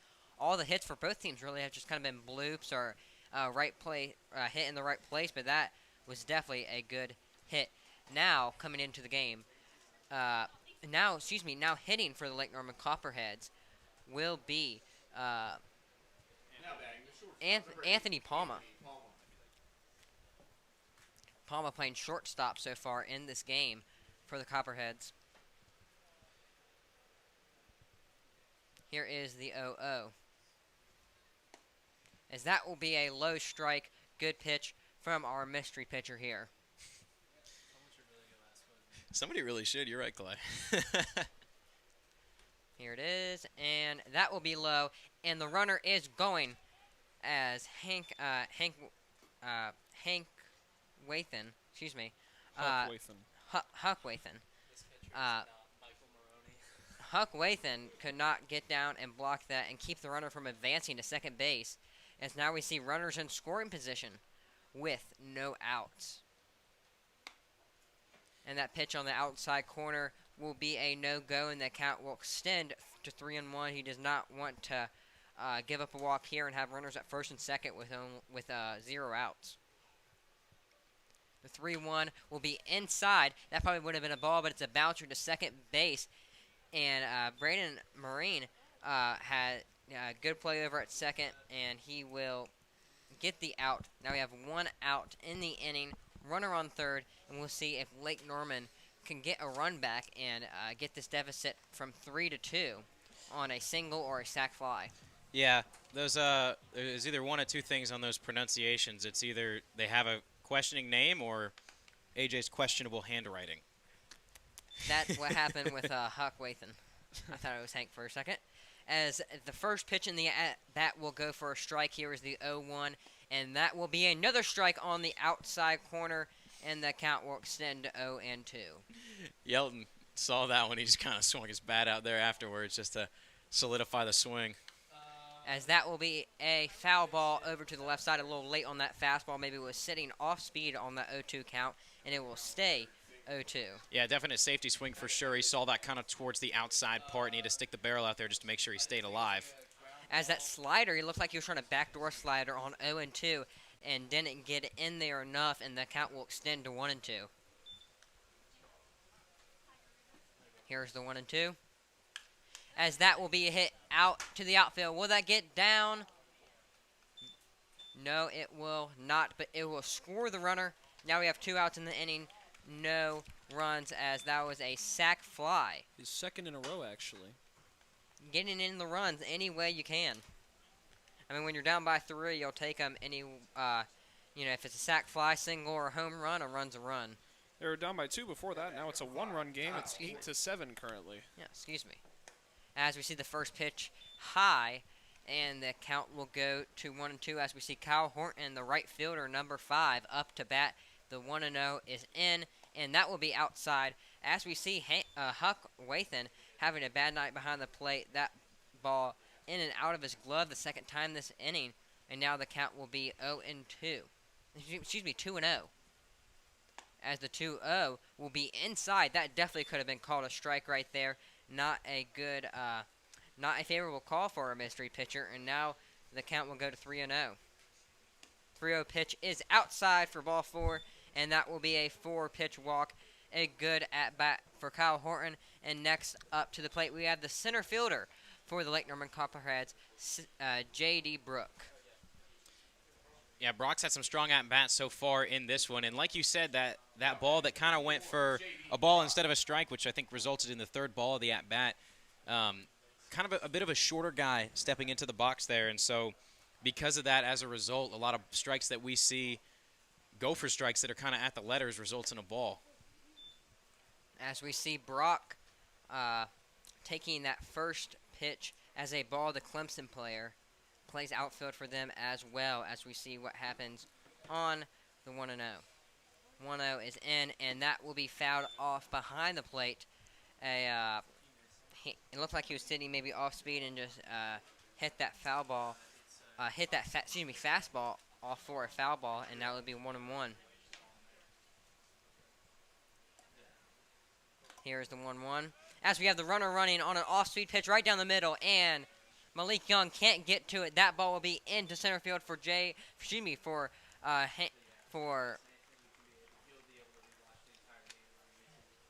Ward Hecklin the second. Excuse me, couldn't find his name on the sheet, and the runner will go to third as Huck Wathan's day just keeps getting worse. As we see the swinging strike right here. Definitely not a good start to the season for Huck Wathan. As we've seen a couple times this game, Malik Young, the shortstop, just hasn't got to second base soon enough for Huck to throw it down, and that's resulted in some throwing errors. As we see our mystery pitcher stepping off the rubber and maybe giving him himself some time to cool down after his catcher making that mistake. Here is the pitch. And that will be a curveball, a slider high that will not get down into the zone, and that will be a ball. We might have a name, Corey Avent, on the mound. As that will be ball for outside, and we see our pitcher having some struggles here. So the pitcher reportedly went to Wingate, or is attending Wingate University, the D2 national champions this year. So pretty notable achievement for him and his team. A lot of guys that go to Wingate University on both of these teams.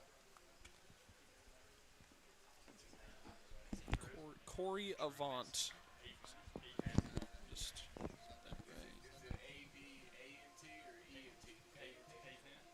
Corey Avent? Is that the name we got? A-V-A-N-T. I would say Avant. I'd say Avent. 6'4" righty out of Monroe, North Carolina. As he can also bat, we see he has played in the field so far this year as well. Now batting number 36, Drew Messick. As we see coming up to the plate, Drew Messick in the 4-0, the extra hitter as the runner goes. And he will be safe. Another bad throw by Huck Wathan, and the runner will advance to third. As our pitcher right now is probably fuming at his catcher after making mistake after mistake, making his life 10 times harder. It's already hard enough to pitch, and it's even harder to pitch when your catcher is not blocking the balls, not catching the balls, and throwing the balls away. Believe it or not, we're tied. 8-8. You said we were going to have a barn burner, and you're not kidding. And we're just getting started. Here's the pitch, and it will be a foul ball over to the left side. He was earlier on that, and that almost hit the on-deck batter.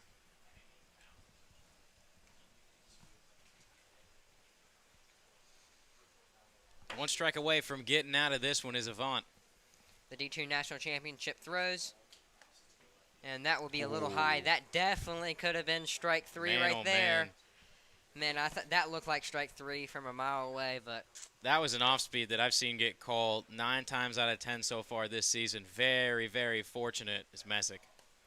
And that will be strike three, drop third strike. Huck Wathan, another back catch, and he will throw it over. Huck Wathan is definitely not playing good tonight. Overthrow after overthrow, as he might not get much playtime after tonight. My apologies, I didn't have the camera moved down there. I was so busy watching. Now 9-8, Lake Norman leads. And after giving up a 6th spot in the top of the first, I did not expect to be where we are, especially so early in this one. Well, it's really Carolina Vipers 8, Huck Wathan 4. I mean, he's given them most of the runs.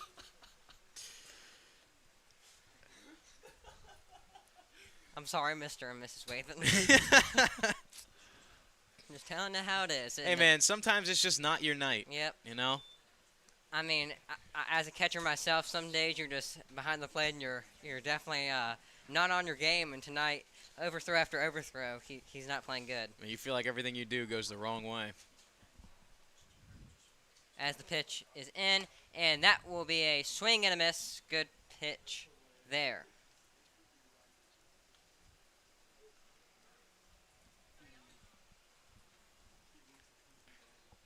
Nate Hersey, our current batter, stands in at the 1-2 count.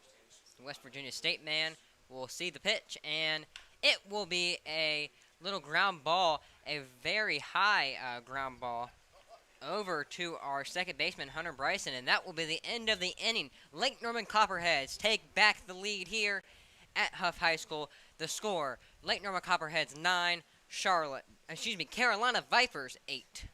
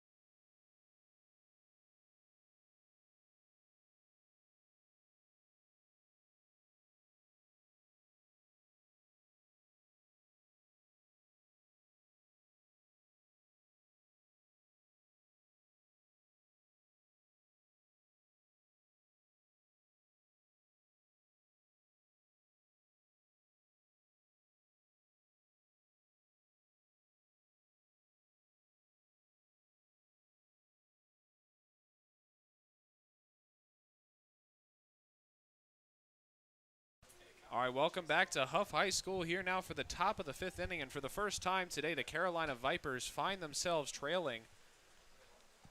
Leading off for that team, looks like Colby Crepeau.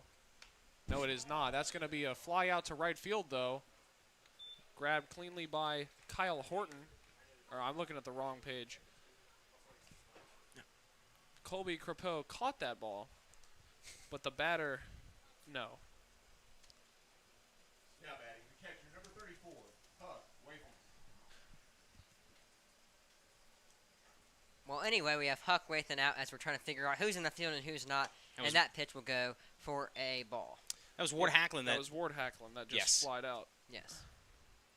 And it was Colby Crepeau who caught that pitch. But the first one to Wathan is a ball. Then he swings through one, a 1-1 count. And I hate to keep ragging on this guy, but this is kind of his chance to start redeeming himself. A hit here would definitely get his morale up, and maybe, behind the plate he'd get more confidence there. He goes down 1-2 now in the count. Looked like a nice slider that just caught the bottom of the zone. A very generous spot from the ump. Dylan Ball misses that one by a good bit, and that was kind of one of those. Looks like his knees almost got caught in the dirt there. Couldn't really get his whole chest over there, and so it bounces off to the backstop. 2-2.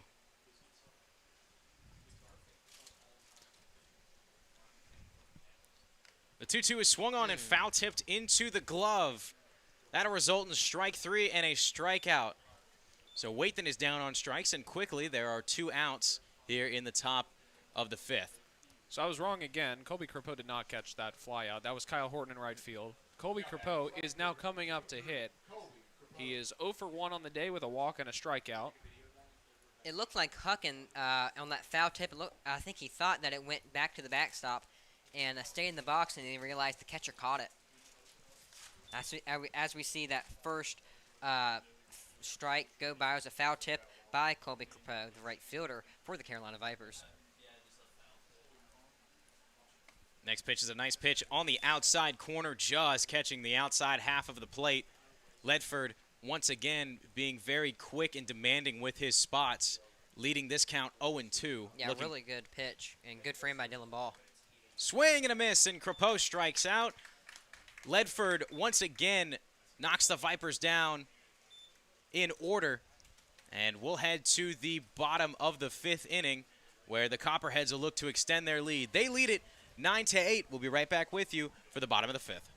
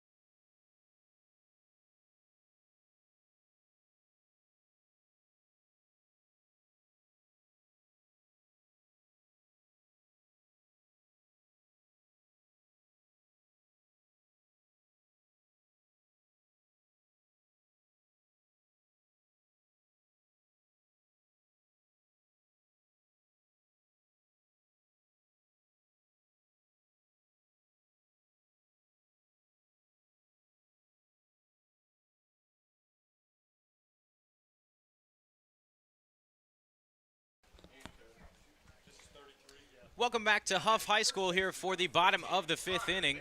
We have a new pitcher here. Jaron Woodcock, college undecided, who will be an incoming sophomore, the 6'1", 180-pound righty out of Charlotte, North Carolina. Send that one down in left field, but just foul. 0-1.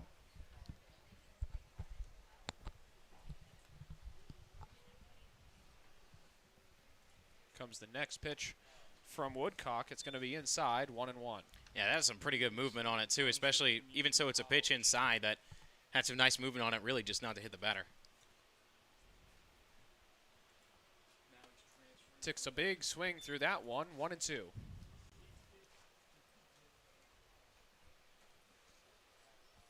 So Manco looking to keep it alive, but in trouble here in the 1-2 count. Here comes the 1-2. Way inside. He'll go to 2 apiece. Manco 1 for 2 with a single and a pop out up to this point. It's not a great day, not an awful one. A little bit about our new pitcher, Jaron Woodcock. Played at Myers Park High School, the home of the Broncos and the Mustangs. So now full after that 2-2 pitch missed outside.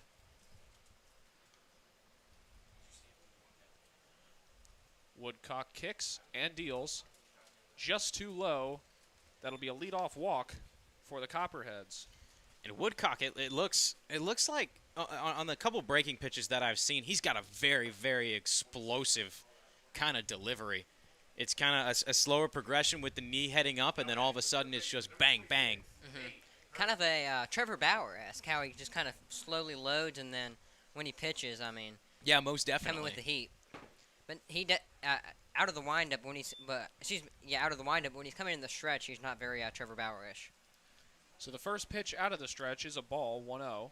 He's got a runner on first with nobody out. This time for Nate Hersey. Takes a strike, low and away a little bit. 1-1. Hersey 0 for 0, really, with a sacrifice fly and a walk. Takes a big hack through that one. It'll move to 1-2. You know, his arm slots are drastically different on multiple different pitches. I mean, that first at-bat, we saw almost kind of an over-the-side type throw, and the next pitch we saw him pretty much go straight over his head. So he's got a bit of a discrepancy there when it comes to his arm slots and where he's throwing from. Yeah, it might be different pitches, or he's just trying to figure out what feels more comfortable tonight. And that's a big breaking pitch that was beautiful. Just could not get a handle on it, Hersey, and he'll go down in strikes. Quick first out. I don't think he was trying to leave it hanging, but I mean that worked perfectly. That was that was breaking for all 60 feet. So up with 1 out now. Number 13, Dylan Ball, the catcher. He's 0 for 1 with a walk and a ground out. That one will go to second place. Double play is on, and they will convert easily. Malik Young, baby. And that will retire the side. A spectacular defensive play from Malik Young to field, touch second, and throw to first in just the nick of time. And we will come back to you for the top of the 6th. And that was the quickest inning of the game up to this point. The Copperheads still lead 9-8 after 5.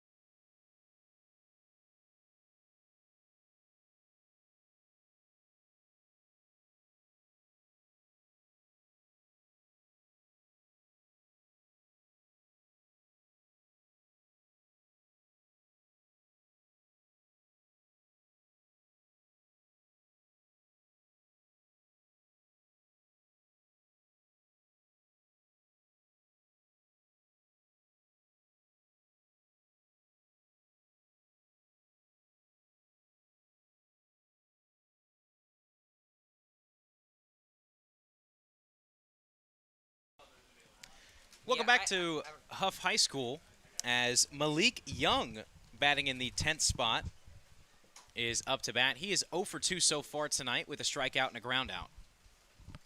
Just made that good double play at shortstop, showing off his athleticism, tagging second base, and then throwing it 1 to turn 2. First pitch to Young is just outside. Snagged by Ball as it kind of pulls him out of his stance. He'll throw back, and it'll be a 1-0. New pitcher so far, or new pitcher on the mound here. Not sure what his name is, number 28. And when we get the name, we will get it to you as soon as we can. Young looks at another pitch that is just outside of the zone. 2-0. Evan McGee is our pitcher as he delivers a third straight ball, and that runs the count 3-0, and he is now at risk of walking Young. Not a good start to his outing so far. The 3-0 from McGee is a called strike on a nice breaking pitch that catches pretty much the center of the zone, 3-1. Nightfall starting to come over Hough High School as that is a ball outside of the zone. Young chucks his bat over towards the dugout as he does with his elbow guard, and the Vipers here in the top of the 6th have a runner on with no outs. If I'm looking at the right, Evan McGee on a perfect game. He's from Austin, Texas, right-handed pitcher. Can play first base, third base, or the outfield. Back to the top of the order, Nick Melton will stand in. He reached on an error, popped out, and that ball for Melton is a fair ball. No, it was a pickoff move. A pickoff move. Okay. I was trying to figure out what was going on, and I was looking at my phone when that happened. Pickoff move gone wild, and we've just seen tonight both teams compiling mistakes. That with the pickoff move, and Lake Norman with their catching was. Man, oh man, my apologies. I was trying to figure out what Nick Melton did in his last couple at bats, and Here I am missing the entire play. I saw a ball in play, and it is what it is. First pitch of this at-bat to Melton is a ball just missing up in the zone. That's a strike right there if I've ever seen one. I feel like that's a bit of a makeup pitch. Possibly. We've seen a couple of those set, I think. Next pitch is a fly ball into the gap in right center. That ball is going to be down and bouncing off the wall. One run is going to come in to score. Melton digging for 3. The throw will hit him as he slides in. I think that would have got him if it didn't hit him. It would have gotten if he didn't hit him, I think, because that was a very, very good throw out there from J.D. Brock. But one run comes in to score, and we are now knotted up at 9 with the go-ahead run in Nick Melton standing 90 feet away. I mean, we have only two undefeated teams left in the Southern Collegiate Baseball League, and these two teams are definitely putting on a show tonight. One of the best games we might see all year. Absolutely. Ooh, McGee's next pitch is a nasty breaking pitch. That started at his head and ended in the strike zone.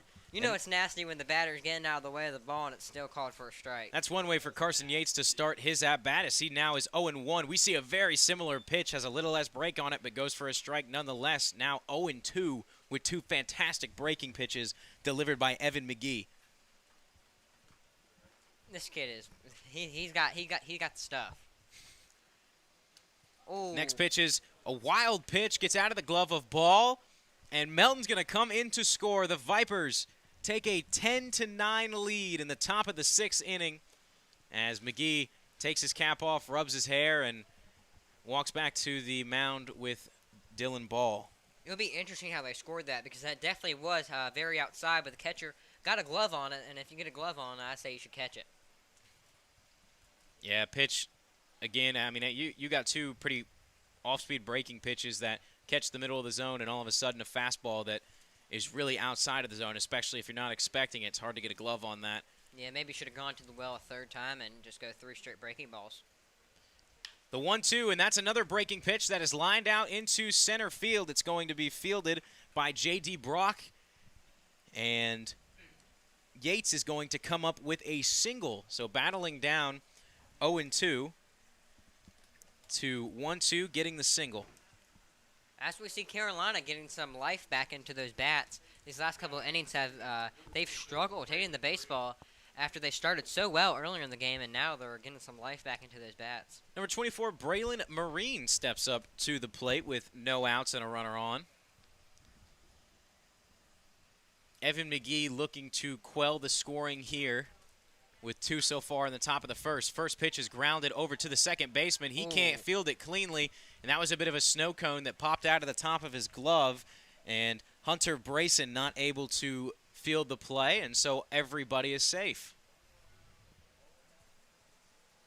And that's just unfortunate, as it takes a weird bounce between the grass and the dirt. He goes to field it, kind of has to snag the glove behind him and catches it to the top with a snow cone. When you go to transfer like that, ball pops out, nothing you can do. Yeah, good job by Hunter, though, at least keeping the ball in the infield. If that gets to the outfield, or the runner starting at first will probably get to third base if he doesn't get a glove on that. Alex Sexton now stands in with 2 runners on. A breaking pitch gets him to swing outside of the zone, 0-1. Ryan McGee, his stuff is either really good or really bad in pitch to pitch, and that pitch was really good. We've seen some pitches today that breaking stuff has just been nasty. Sexton 1 for 3 so far today with a single. McGee's next pitch, he goes back to that breaking pitch, and it just misses down low in the dirt. But, man, at least from our angle, it looks like it's going to tap Sexton on the shoulder, and it breaks right back into the strike zone. The 1-1 for McGee as he looks back towards second. He'll deliver home, and another ball that brings Ball out of his stance, putting his glove down in the dirt in the lefty's batter box, and that moves us to a 2-1 count. Runners not being held on at either position. Still not very big leads for either of them. Next pitch is swung on and hit foul down towards the Copperhead bullpen, and will be knotted up at 2 apiece. Thank you for joining us here tonight on this beautiful Friday night. Currently 28 people watching, and We hope you all are having a fantastic night so far. The 2-2 swing and a miss. Alex Sexton is down on strikes, as that will be the first out of the inning. Good stuff there from Evan McGee.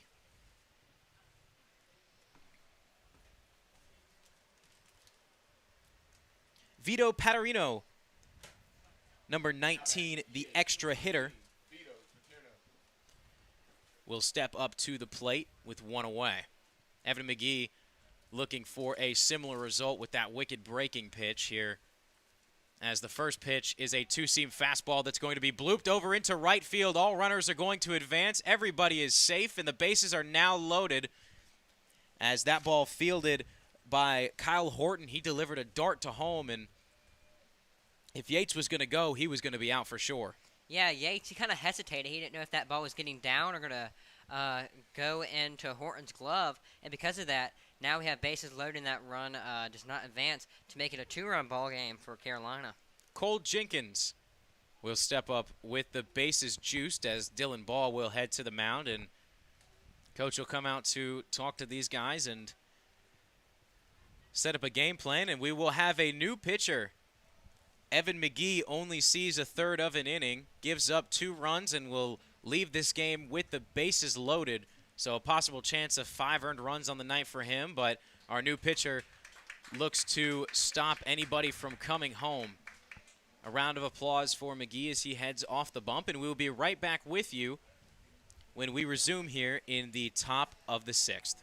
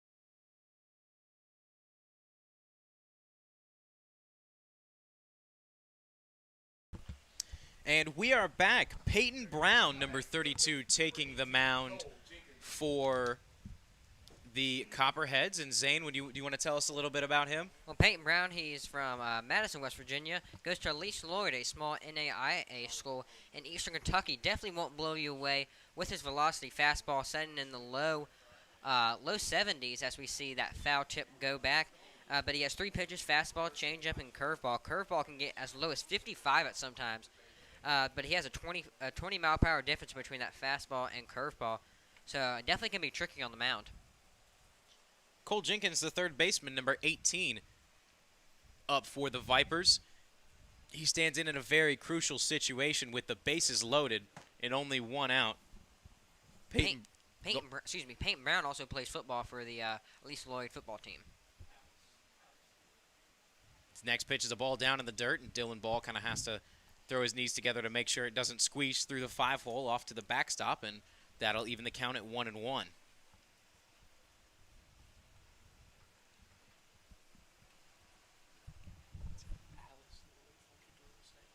No runners really with any crucial lead, but nobody really being held on. Swing and a ground foul ball over towards the dugout, 1-2. In our pitcher, he goes to Alice Lloyd, not Elise Lloyd. Excuse me. Little pronunciation mistake there.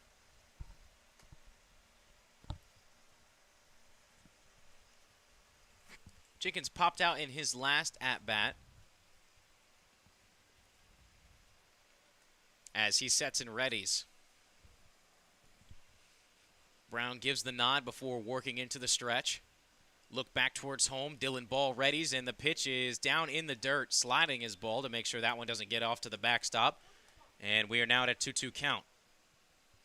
That was a very good pitch. Try to get him swinging there. Definitely had that strikeout stuff there. We saw that very slow curveball. 2 balls and 2 strikes as Brown sets, kicks, and delivers. A swing and a miss. Got him. Jenkins is sat down on strikes, and that's the second out of the inning, and that is exactly what Peyton Brown was brought in to do. And we might have saw that 20-mile-per-hour difference there, going from that curveball to the fastball, and the hitter was very late on that fastball. Now that number 14, Ward Hacklin Jr. Ward Hacklin stepping in. Junior the second, one of those two. Junior the second, one of the two. We got multiple things written down, multiple things being said, but either way, Ward Hacklin batting in the 7th spot. He has a strikeout in his last at-bat, 1 for 3 tonight, as he looks to drive in a couple runners. The 2-0 is down in the dirt, and the runner's going to come home. He will be safe at the plate, in a slow roller that squeaked through Ball's legs results in the 11th run coming home tonight for the Vipers, the 20th run in this game. You know, I was about to say that Ball was having a good inning about like 2-3 pitches ago because he had some good blocks in a row. But both catchers tonight just having mistakes and have cost both teams some runs. That's just such an unfortunate bounce and spot as well. Yeah. As the lead increases to 2, still 2 runners in scoring position. Oh. And that pitch over the head of Hacklin gets out of the way. And Some sweet chin music. Zane, I know you were kind of fazed by that, but AJ, we've been calling Cox Mill baseball all year, and Marty Gare has done that probably 20 or 30 times this season, so a little bit desensitized. At about the same speed, if not a little bit faster. Next pitch is a high pop-up. Dylan Ball calling it before the first baseman coming in. Wow. And he can't make the play. He's going to be safe. Everybody is safe. You know, that's something that you might say early season, later in the year, that guys might have more feel for each other in the field. But most of these guys, first time playing with each other. And we see right there, Dylan Ball and the pitcher and Connor Marco really didn't know who was getting that fly ball, and it cost Lake Norman to not get it out of that inning, and we'll see if Carolina can do some more damage. Yeah, Connor Manko is going to be charged with the error on that, a little bit of miscommunication. In the mix of that, Braylon Marine was able to score, so the lead increases to 12-9, the 3-run lead. Fouled off there by Wathan.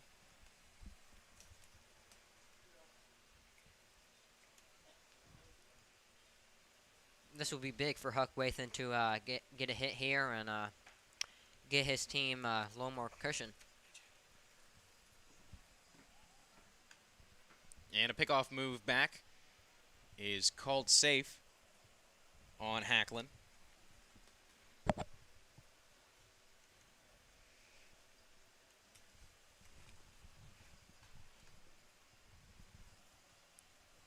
Brown sets. He'll look back. Check the runner a couple times. We're throwing back there, and they're going to A little pickle. catch him in a little bit of a pickle. A run is going to touch home, but not before the tag will be applied. I And love me a good pickle. I love me a good pickle, too. Or did that? Are they counting that run? Yes. They are counting that run. Yep. So, a good pickle. If you're going to get out on one, might as well score a run. Yep. Unofficial RBI. That's one way to do it. Mm-hmm. Maybe that was all part of the game plan, and they're just not telling us. And so with that, the Vipers get 5 in the top of the 6th inning, increase the lead 13-9, They lead by 4 as the Copperheads look to come in and minimize the damage in the bottom of the 6th inning. We'll be right back with you.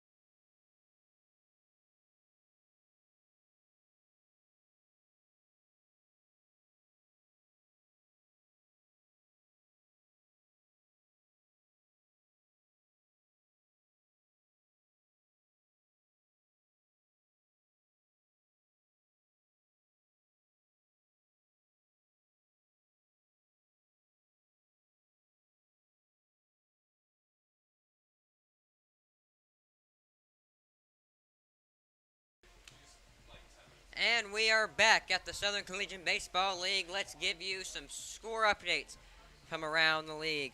Bottom 4, the Queen City Broncos facing the Mooresville Spinners, all knotted up at 6. And top 6, we have the Concord Athletics facing the Charlotte. My screen is not loading. The Concord Athletics are facing. What's the Charlotte team? What's the Charlotte team? What's the Charlotte team called? What's the Charlotte team called? We're unreliable. And we are back to the Southern Collegiate Baseball League. Here's your score update. We have the Charlotte Mustangs and the Concord Athletics all knotted up at 4. Also tied up, we have the Queen City Broncos versus the Mooresville Spinners all knotted up at 6. Let's get back to the action at Hough High School. Yeah, and welcome back to Hough High School as the first pitch here delivered by Woodcock goes for a ball, 1-0. Standing up to bat for the Copperheads is Hunter Brayson, batting in the 9-hole. That pitch called a strike, catching the bottom half of the plate, right on the corner. A very nice location to bring us to a 1-1 count.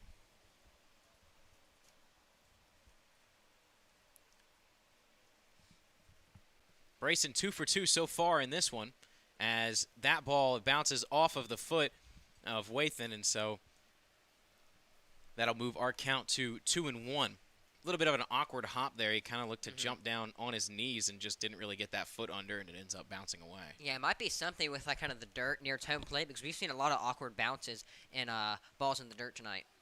Called strike on a fastball at the bottom of the zone to move to a 2-2 count.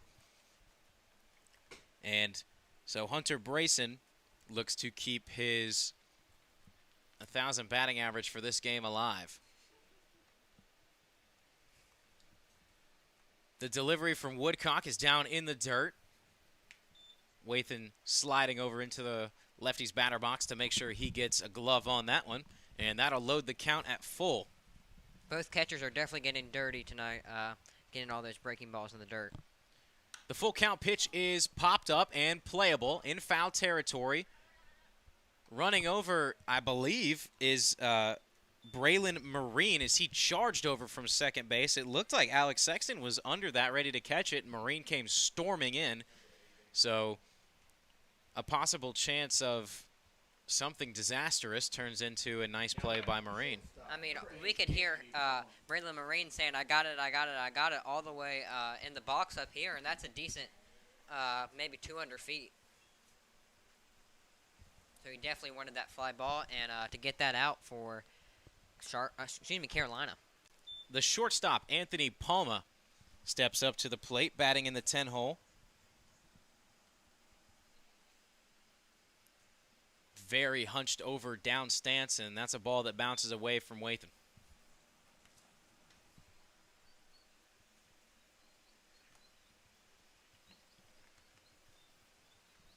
Nobody on, one out. The 1-1 from Woodcock is a nice pitch delivered, not a strike. Wow. I mean, I think that could have been a makeup pitch. We saw earlier this inning that one on the outside corner that definitely looked like a ball called for a strike, so that could have been a makeup call from the umpire as we see the batter stepping out of the box. Yeah, Palma will take time. I was a bit surprised by that. Umpires haven't been too bad tonight, but when it seems like they've missed calls, it's been pretty blatant. That pitch bounces in the dirt, and another ball gets away from Wathan.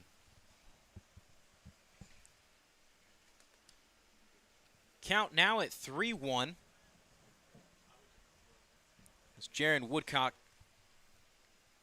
gives the nod. Glove over his head in the delivery. It's down in the dirt and low, and so Anthony Palma will draw a walk. Back to the top of the order, up for the third time tonight, is Sam Yelton. He's 0 for 2 with 2 RBIs. He's had 2 sacrifice flies so far tonight. 0 for 0 then, right? Yeah. Would it be? If there's sacrifice flies, they'd be 0 for 0. And that's a pickoff move that goes wild. Woodcock's throw is going to go all the way over to the bullpen. Second one of the game. And all the way to third is Palma sliding in the speedster. Digs some dirt up on third base, and he advances from first to third pretty easily. I mean, just both teams mistake after mistake. If it's a wild throw from the catcher or pickoff move gone bad, that's really been the deciding factor for both teams tonight. I guess you'd be right. Sam Yelton would be 0 for 0. Yeah. It'd be a sacrifice, so it wouldn't count against his average. Well, Yelton, 3 plate appearances, 2 sacrifice flies, and a walk in this one. He's helped bring in 2 of the 9 runs as they still are down 13-9, but look to strike again. Another pitch delivered down in the dirt. 2-0. Yeah, Palma is a speedy guy, so if we see another ball get to the backstop, I would not be surprised if he's going to be coming home. Next pitch is a nice breaking pitch, catching the top inside corner of the zone to go for the first strike in this at-bat. 2 balls and 1 strike with 1 out away in the inning. Wathan gives his signal. Woodcock a nod and a throw, and Yelton going on a ball way down in the dirt. Woodcock might be getting some of his control back. Back-to-back pitches have been really good breaking pitches from him tonight. They've been in good locations, too, as it definitely fooled Sam Yelton. 2-2 on the leadoff batter for the Copperheads.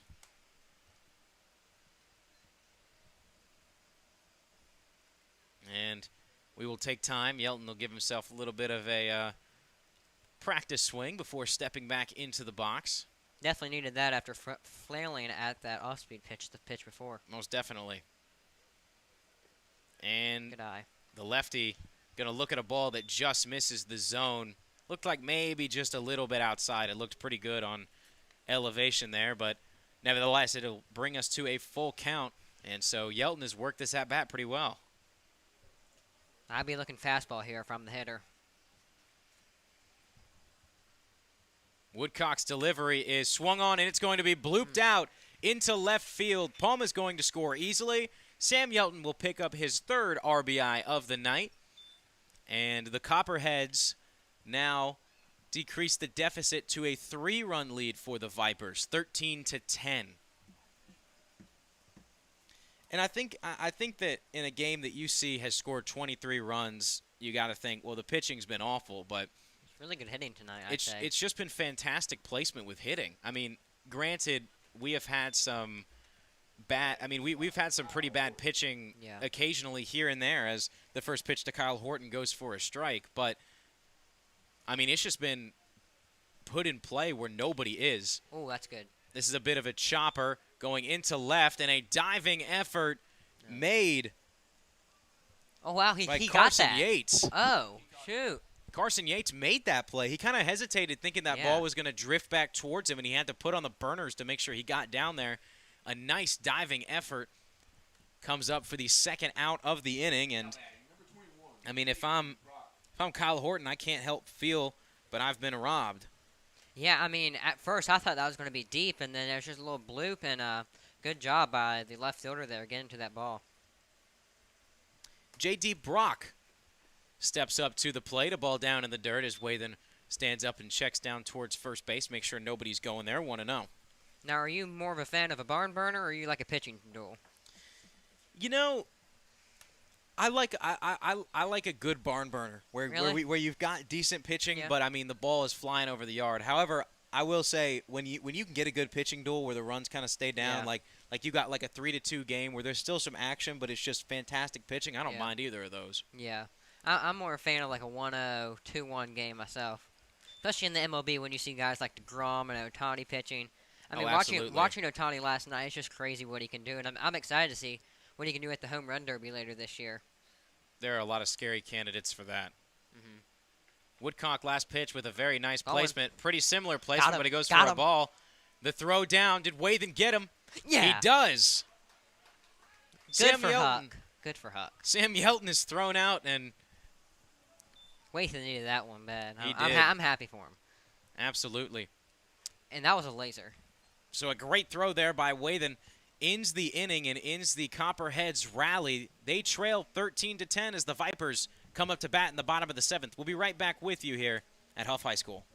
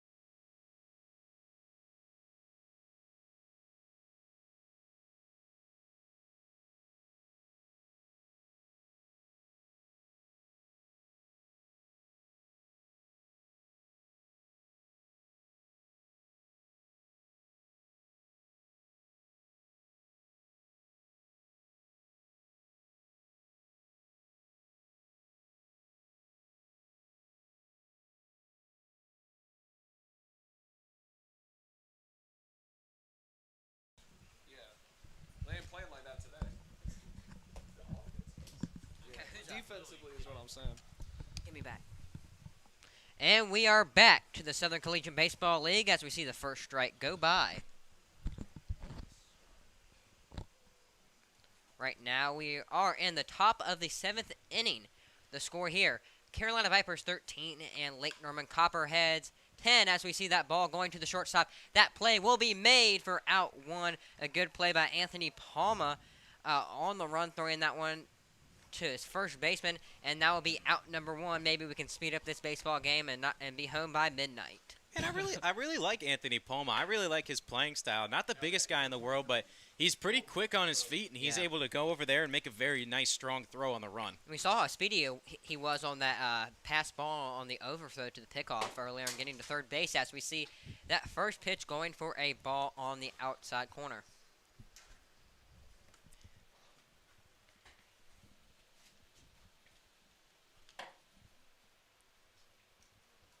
He winds and he deals, as that will be on the inside part of the plate, and the account will go to 0-2.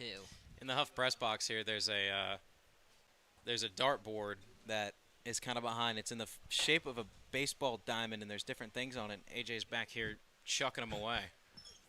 So if you hear any plucking in the background, as we see that 2-0 pitch going back out for a foul ball over the press box.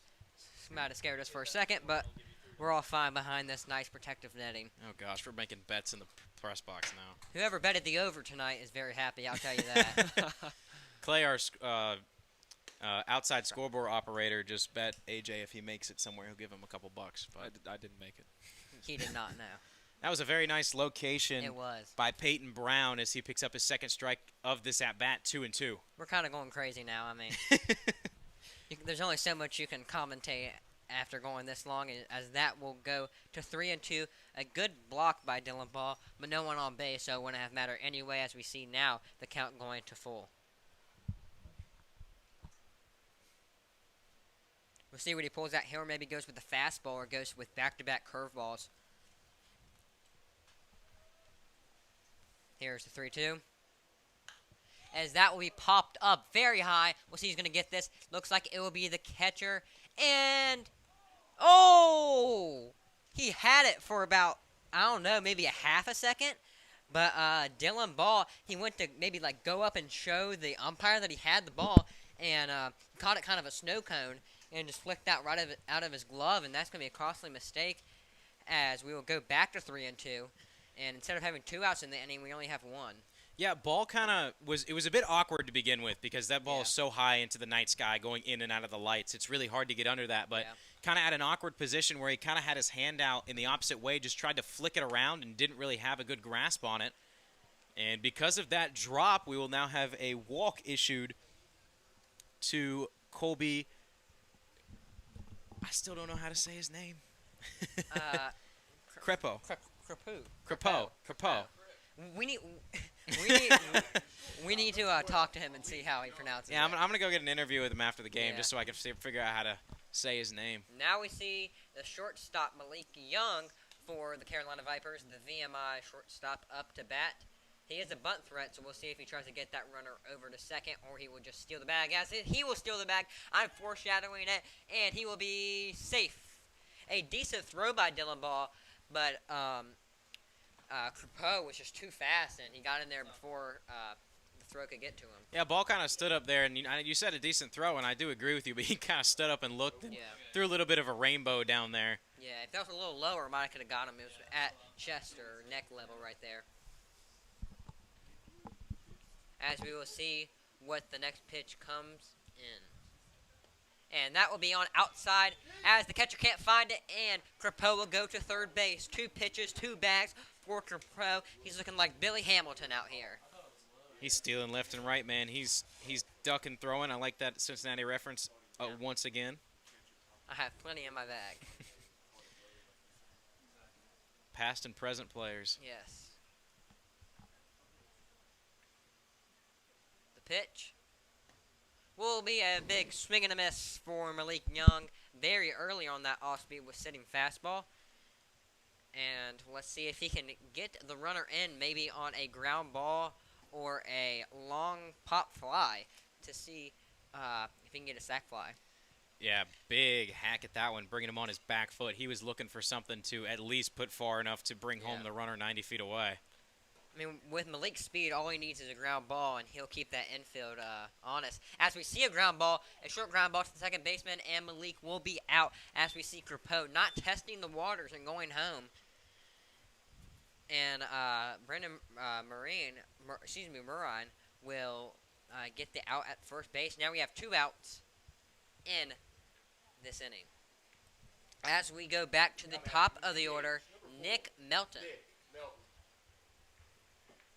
Having a decent game so far. The only triple in the game was to Nick Melton. And let's see if he can get another one and try to drive that runner in and get a second RBI of the night. The 0-0 pitch will be hit him. Hit him right in the shoulder, and that's a big bat flip. As he is not very happy about that. And he will take first base. 1 pitch, and he got hit. Runners on the corners with 2 outs. Man, that could have been really, really scary if he's got a really fast fastball, because it looked like it just clipped him on the shoulder and then bounced him on the back of the helmet. Very fortunate not to be caught hit in the neck there, but it's part of the game, and so that's why we wear the helmets. Yep. Now up, Carson Yates with runners on the corners. Let's see if he can cash in both of them and extend this lead. Score update for everybody. The Carolina Vipers 13 and the Lake Norman Copperheads 10, trying to extend this lead a little bit and maybe get it to 4 and 5, get some insurance, because, I mean, no lead is safe right now in this game. No way. As we see this pitch fouled off back into the softball field behind us, and that will be a strike. I keep doing double takes up at the scoreboard. Like, is it really 13-10? And it is. Yeah.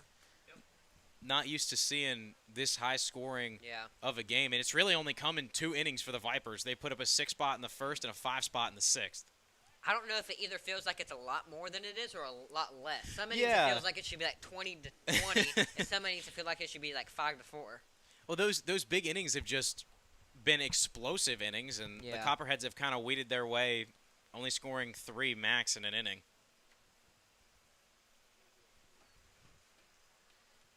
As we see Yates with that big stance, and that will be a strike. I don't know about that slider, but caught that outside part of the plate.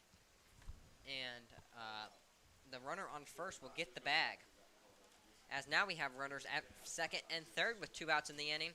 Let's see if he can work some magic, get a single, and extend this lead from 3 to 5. Here's the pitch.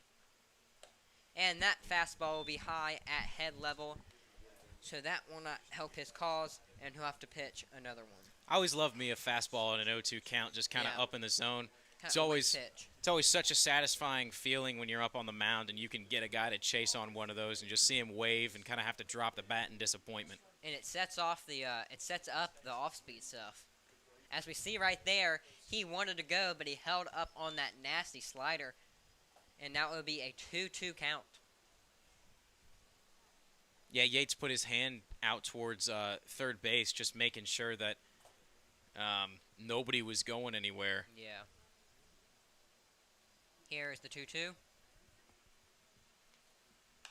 And that will be fouled off. That might stay in play. Let's see. Ball is trying to get to it. It will be out of play. Bounced just on top of the Vipers' dugout. A little bit of a wall in the press box here. Couldn't really get all the way out there, but just out of play. Yeah, the wall that sets up the netting kind of blocked our view of the foul ball right there, but bounced off the top of the dugout back into play. And ball couldn't get the ball. And It's getting confusing out here when you're trying to talk fast and Yeah. you got a catcher-name ball and there's a baseball. And it's like 11 o'clock at night. It's a mess. The 2-2. Well, yeah, let's try this again. 2-2. Ball will catch the ball behind the plate. And that is a nasty slider for strike 3, swing and a miss. And the Vipers will be sat down. No runs in that inning, but had a lot of opportunities. Left 2 runners on at second and third. And we'll see if the Copperheads can strike back.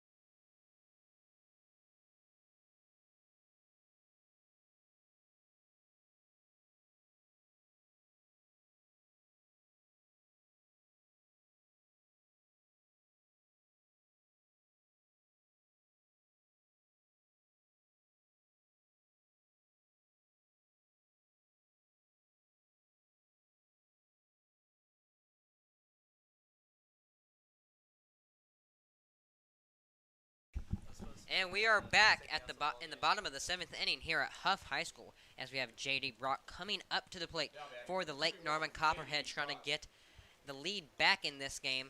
They were up in the middle innings but allowed some runs to the Vipers, and let's see if Brock can start off a little rally for the Copperheads as that first pitch was right down the middle for a strike. A good pitch.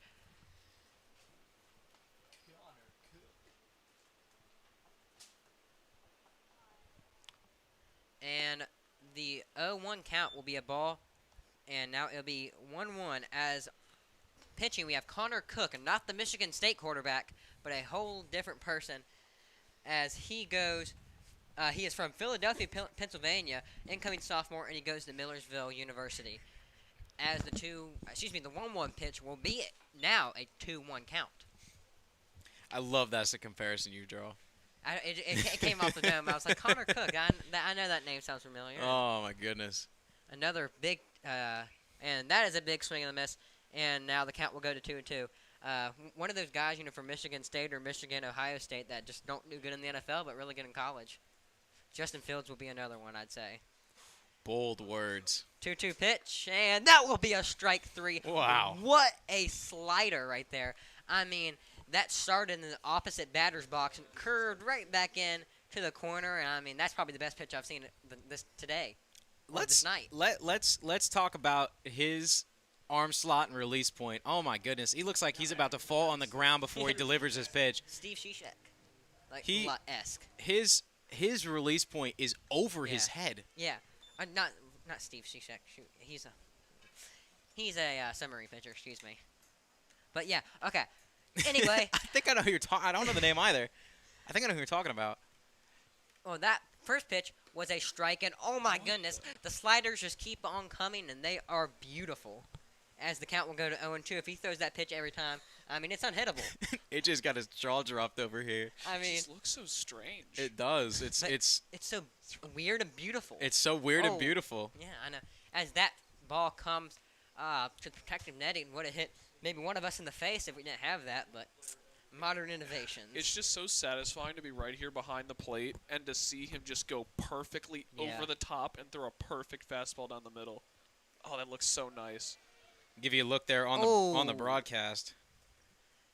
As that ball hits the catcher, Huck Walton. His day could not get any worse.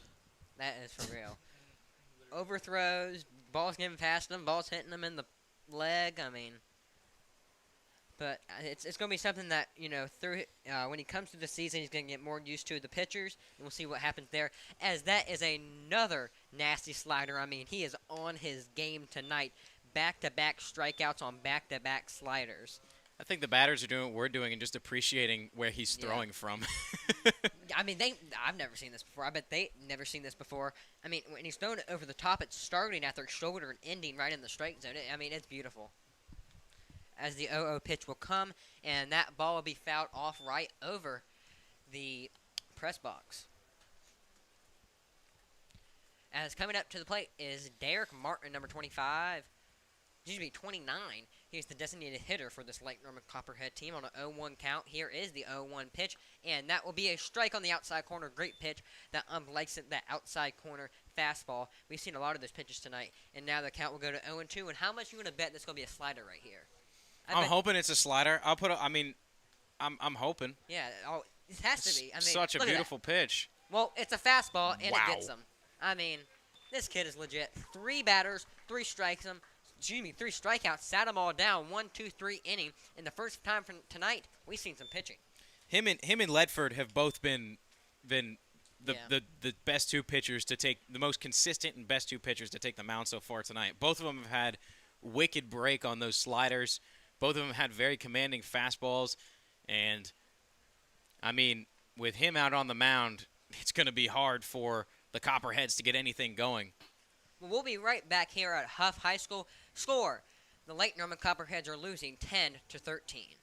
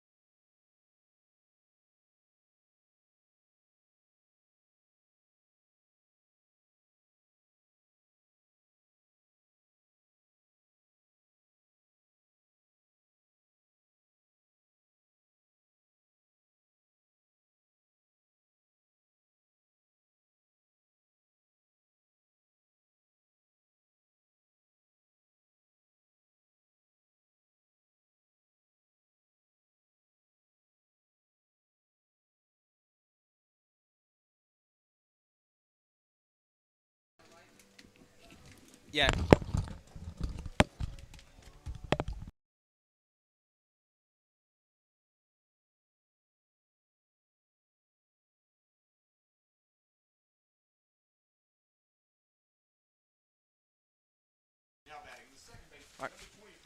And welcome back to Hough High School. We're here for the top of the 8th inning, and Braylon Marine leading off for the leading Vipers. First pitch there, misses away for a ball, 1-0. This game, a high-scoring affair, 23 runs scored among the two teams in this one. Coming to a close, only 12 more outs remain in this one, as that pitch misses high as well, 2-0.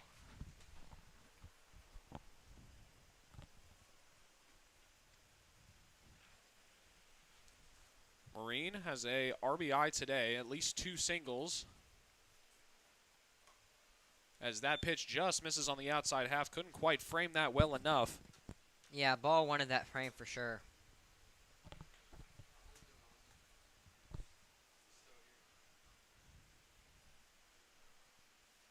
Here's the 3-0. Way too high, and that's a 4-pitch walk for Braylon Marine. As we see our new pitcher, Tyler White, having some command issues early, especially with that fastball missing high. Now batting, number 26, Alex Sexton. Up to hit now, the cleanup hitter, Alex Sexton, first baseman for this Vipers squad. And the Vipers up by 3 now, looking for some insurance runs late in this one. Good pitch. First pitch there, a strike down the heart of the plate. Was not offered by Sexton. I really want to see a slider. I just like watching them. They're very satisfying. Indeed. That looked like it Yeah. was breaking of some kind. Didn't look like a straight fastball, but it'll be an 0-2 after the swing and miss. We have a new broadcast partner for the next. Stepping in for David Yeah. Ketzmeyer, Clay Redding on the mic. That is Clay. Clay's been operating the scoreboard, the in-real-life scoreboard. Doing a very good job at that. And it's a steal attempt, but the ball was low and away, so no throw from ball behind the plate. What I've noticed is the pitchers from both teams are going for the umpire's sweet spot in the strike zone, Yeah. which is the outside and low. The umpire's been very generous with these balls. Oh, that's good. And that's a good hit over to first base, but it is lined right into the glove of Connor Manco. And what you were saying, I kind of said that earlier, is that we might see later in the game that pitchers might start to exploit that not weak spot, but kind of a weak spot in the strike zone that umpire has. That not weak, sweet spot. How about that? Yeah, more of a sweet spot. Yeah. A weak spot for the hitter, a sweet spot for the pitcher. It's going to be really difficult for any batter to get the bat on the ball when they throw it there, so Yeah. it's perfect. Up to hit now, Vito Patierno.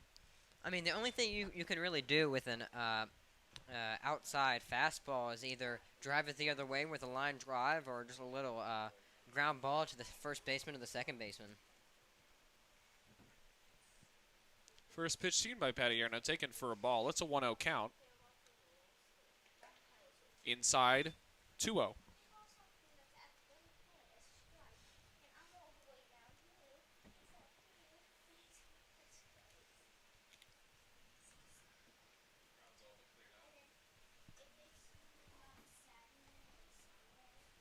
Yeah, when you have a almost 3-hour baseball game, crowds are not seeing them. We had a lot of young kids here earlier today, and Oh, yeah. they have bedtimes. They do have Yep, bedtimes. It is bedtime. almost 10 o'clock here. It's a 3-0 count now for Patierno. Getting close to 10 o'clock. Yep. With that long first inning, that didn't help at all. No. Well, our first inning was 30 Third minutes. baseman, hard hit ball, a hard throw to first, and that is an out. But heads up base running there by Marine. He'll find himself at third base.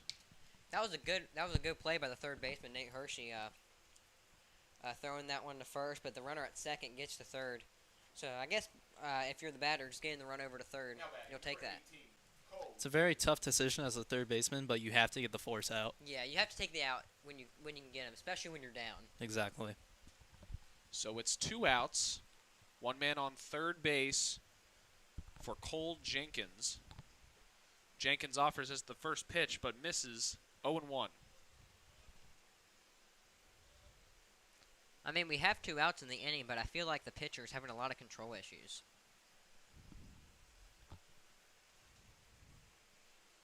After the first pitch strike, throws one too low, 1-1.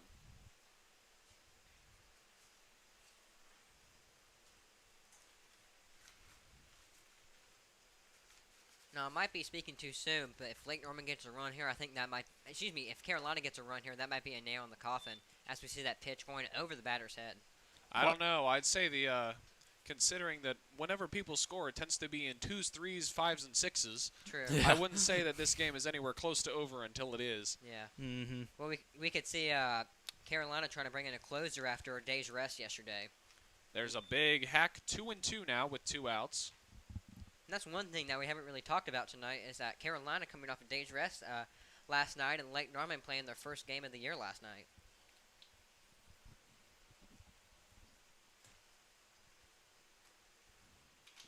Contact sent it back into the screen behind home plate. It'll stay at 2-2. Carolina doing a really good job this inning battling off pitches.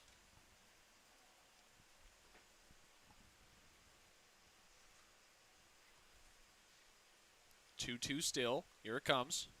Well, that's a good slider. Fouled that one off as well. That was a good slider. That was nasty. Really good job by the batter, just even getting contact to that pitch. Staying alive. Yeah. He saw that one coming. If I'm a batter in that situation, I'm expecting a slider as well. Yeah, but you see, he had to extend his arms to get down to that pitch. And we might We'll see see some 2-2 fastball. for the third time now. Contact down the third base line. Oh, come Fielded on, Nate. cleanly. The throw, it's going to be in the dirt, but in time, Nate a got him. miraculous bounce Mr. Hershey. and a good play by Manco at first base. And that will retire the side, so the gap remains at 3. Lake Norman's got 6 outs to play with. They've got to make up that deficit. We'll be right back for the bottom of the 8th inning here at Hough High School.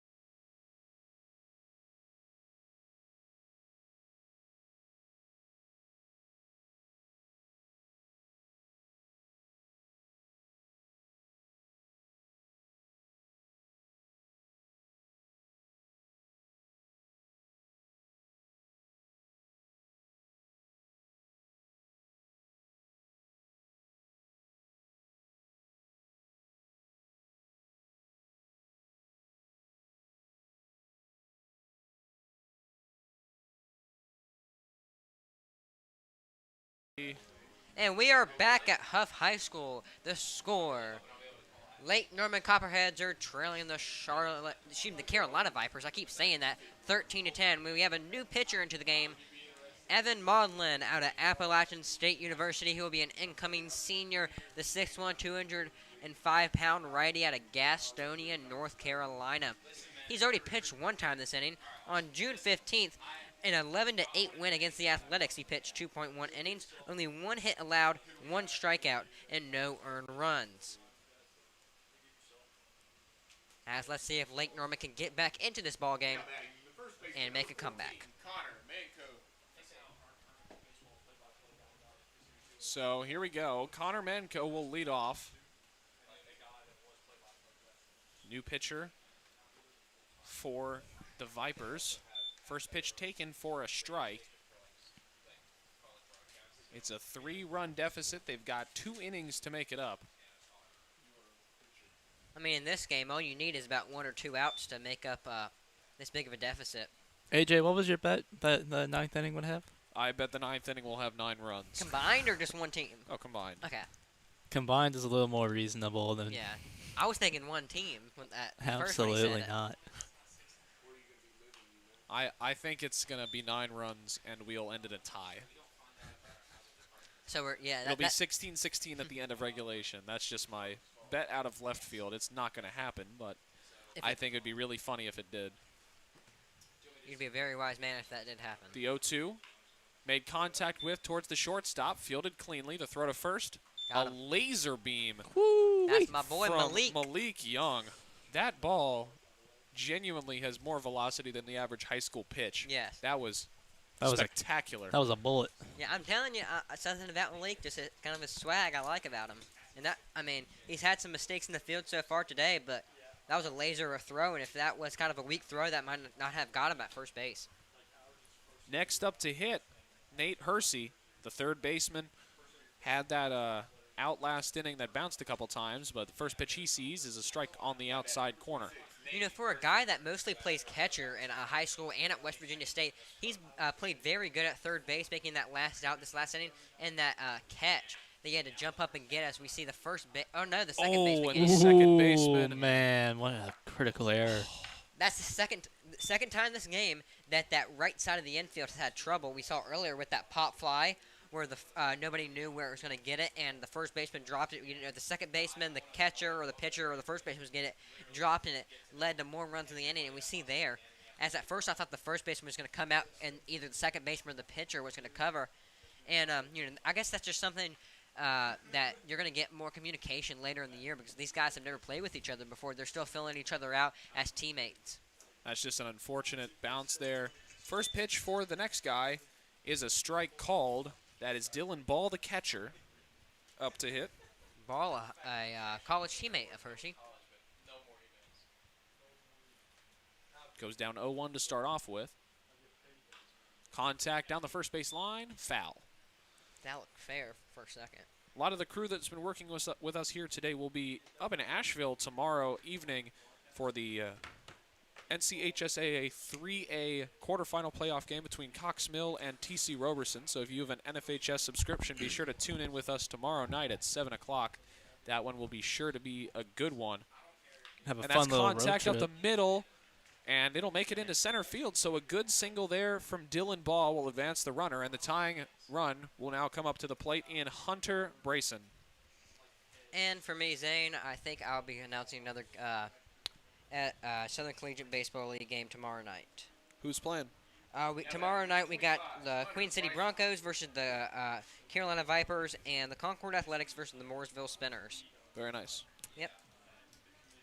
Some exciting things happening here in the Concord, Charlotte area, Cornelius area, I guess also. First pitch taken for a strike to Brayson. And this Copperheads team, they have a night off tomorrow night, and then they go into a doubleheader against the Queen City Broncos on Sunday, on Father's Day, one game at 4 o'clock and one game at 7 o'clock. As we see all the teams in the Southern Collegiate Baseball League play on Sunday. Well, sucks for their dads, I guess. Or maybe if they have a good game, that'd be good for the dads. Who knows? We'll see. 1-1 count now on this at bat. Father's Day brunch in the morning and baseball at night.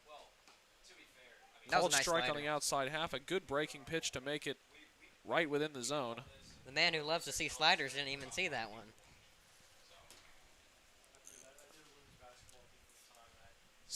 1-2 count. Too low for the ump's liking. Yeah. It's now 2-2. That's a borderline pitch. I mean, sometimes the ump's going to give you that one. Sometimes it's not. He's not.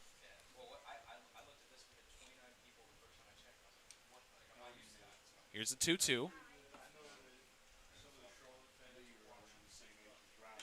That one's going to be sent out to right center field. Trying to get Chasing into it will be caught by Crepeau out there. And that will be 2 down.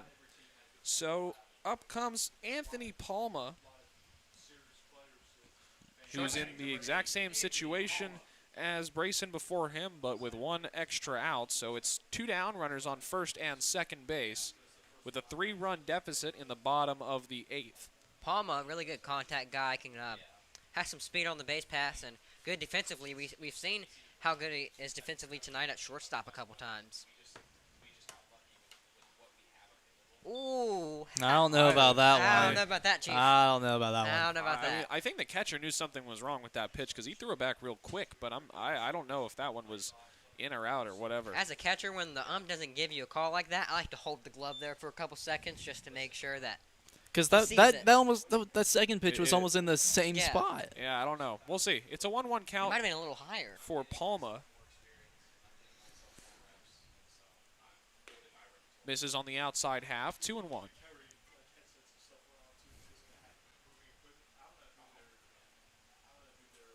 I mean, for a first game of the year, you can't really get a much better game than this. Big hack, 2-2.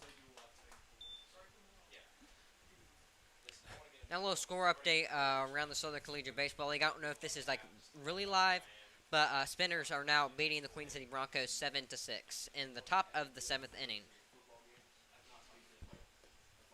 Inside will now move to full. So full count with 2 outs. We'll see these runners running Big pitch. on the pitch. So this payoff is big for the game as a whole.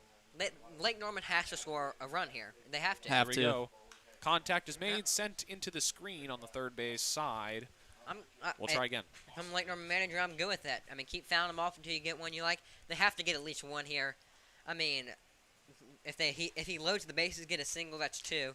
But 1 is very necessary to try to get a comeback. Time will be called. Try again here. Full count. Runners on 1 and 2. They will be going. Big pressure situation. Payoff, try 2. Got Right him! down the middle of the plate. And I bet That he was regrets good. taking that pitch, and it's the inning. I mean, that was a really good pitch. It wasn't really. It was more of a cutter, and it got him in the inside. And I mean, the batter was visibly unhappy watching that one. I mean, you can't do much about that. Started on the outside of the plate and just finished inside. So after that pitch there, it'll be still a 3-run deficit. We'll head into the final inning where the Vipers still lead the Copperheads 13-10. We'll be right back.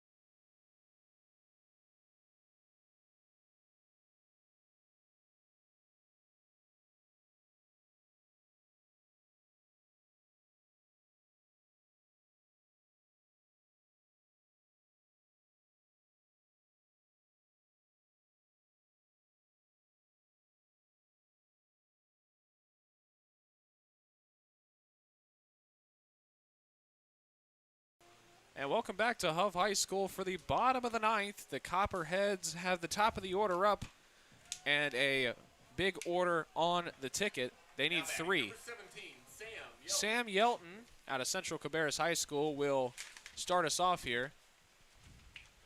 And if there's a guy to start us off, then I don't think there's anybody else than Sam Yelton, your leadoff guy. First pitch down to Yelton is going to be a called strike catching on the inside corner, and he will get started down 0-1. Yelton, 3 RBIs so far on the night, 1 for 1 with a single of an RBI, 2 sac flies, and a walk.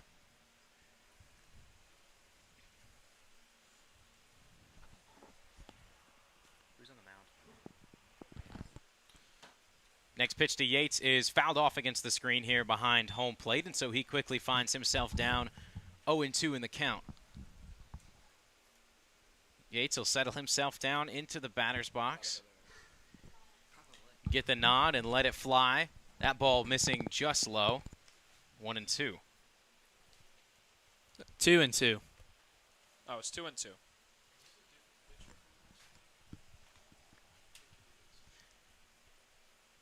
The 2-2 to Yelton. Just outside a breaking pitch, misses just outside the outer half of the plate. And so the count runs to full.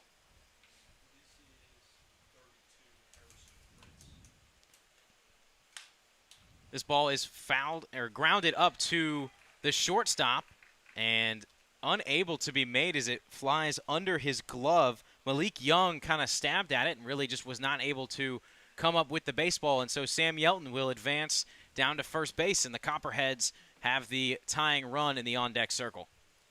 AJ, I hate to break it to you, but I don't think they're going to get 9 runs this inning. Oh, yeah, I guess that is true. Harrison Prince is your pitcher tonight for the bottom of the ninth inning. And the first pitch delivered to Kyle Horton will go for a ball.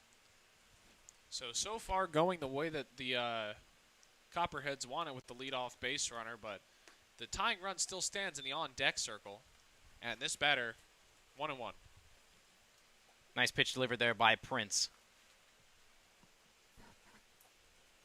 Horton has a single, a walk, and a ground out so far tonight. He looks at another called strike as a fastball slides across the plate, 1-2.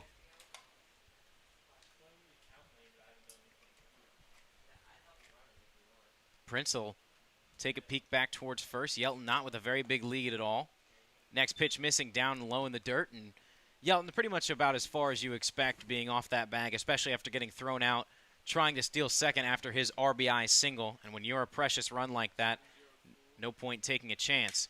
The 2-2 is a broken bat roller down to the shortstop. They'll go to 2 for 1, and the stab over to first will not be in time, so they'll get the lead runner, Sam Yelton. However, Horton will be safe over at first. Malik Young comes up with the transfer to Marine down at second to get the out. So 1 away with 1 on now for the Copperheads as Prince tries to work his way out of a runner on. Next up to bat, J.D. Brock, number 21, the center fielder. Brock has 2 walks and a strikeout so far tonight. As he steps up, bends those knees and kind of sits down as he gets ready to go. And the pickoff move bounces out of the glove of Alex Sexton, but does not go far enough to tempt Kyle Horton to move on to second, especially with only 2 outs to play with and you need 3 runs. We see a number of those errors, haven't we, with a pickoff move? It's the 3rd time it's gone behind the first baseman tonight. Prince gets the nod, and that ball is inside and behind the catcher. Easily moving up to second base is going to be Horton, and Wathan once again lets a ball get by him. Dang. That's about all you can say for him. Dang is about all you can say for him. AJ is speechless, except dang. Runner in scoring position now for J.D. Brock. Prince will look back towards the runner standing at second before delivering home. A fastball misses high and outside of the zone. 2-0.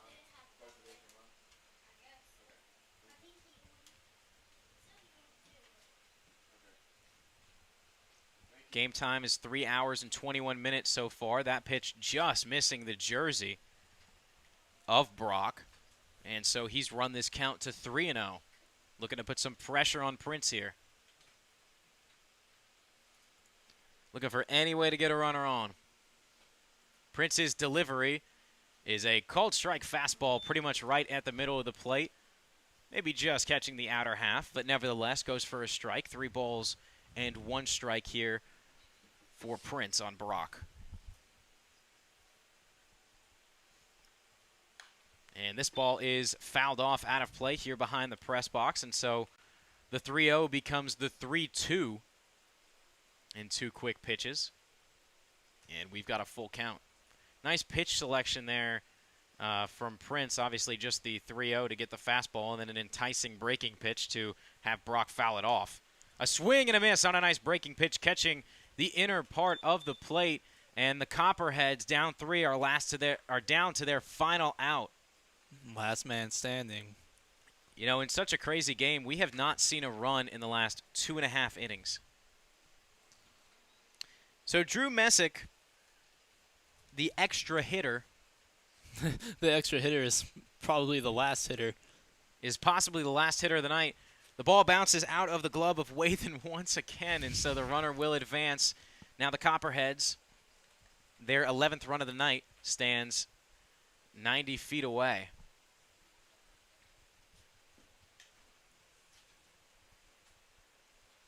So Drew Messick hasn't done too much tonight.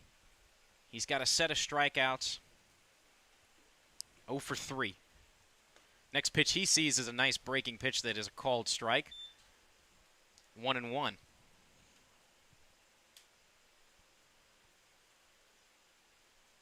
Prince wasting no time back to the mound, and that's called a strike on Messick. A very, very inside pitch, just catching the corner, as he does stand very far up in that batter's box.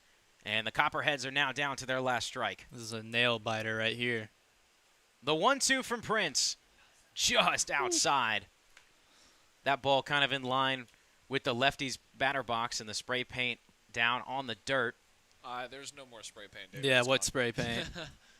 That line that would be there. Called strike 3, and that's going to do it. The Carolina Vipers beat the Lake Norman Copperheads 13-10.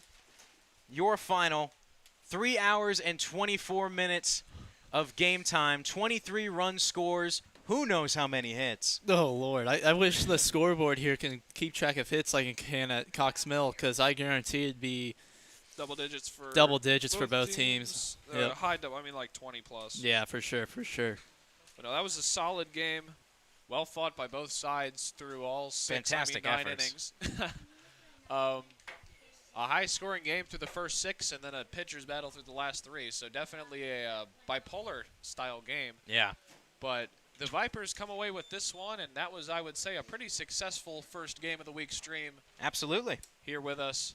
We'll be back next week, hopefully, probably, for another one Yeah. of these SCBA games. So thank you for listening with us. My name's David alongside, this is the second time I said that. My name's AJ alongside David, Clay, Zane, and Jack. And Jordan. And Jordan, who joined us for the last inning, who did scoreboard for about 10 minutes. But we've all had a great time here tonight, and we're excited to see you back next week. Have a good one. We'll be back tomorrow on the NFHS network. That is true. We'll be back tomorrow on the NFHS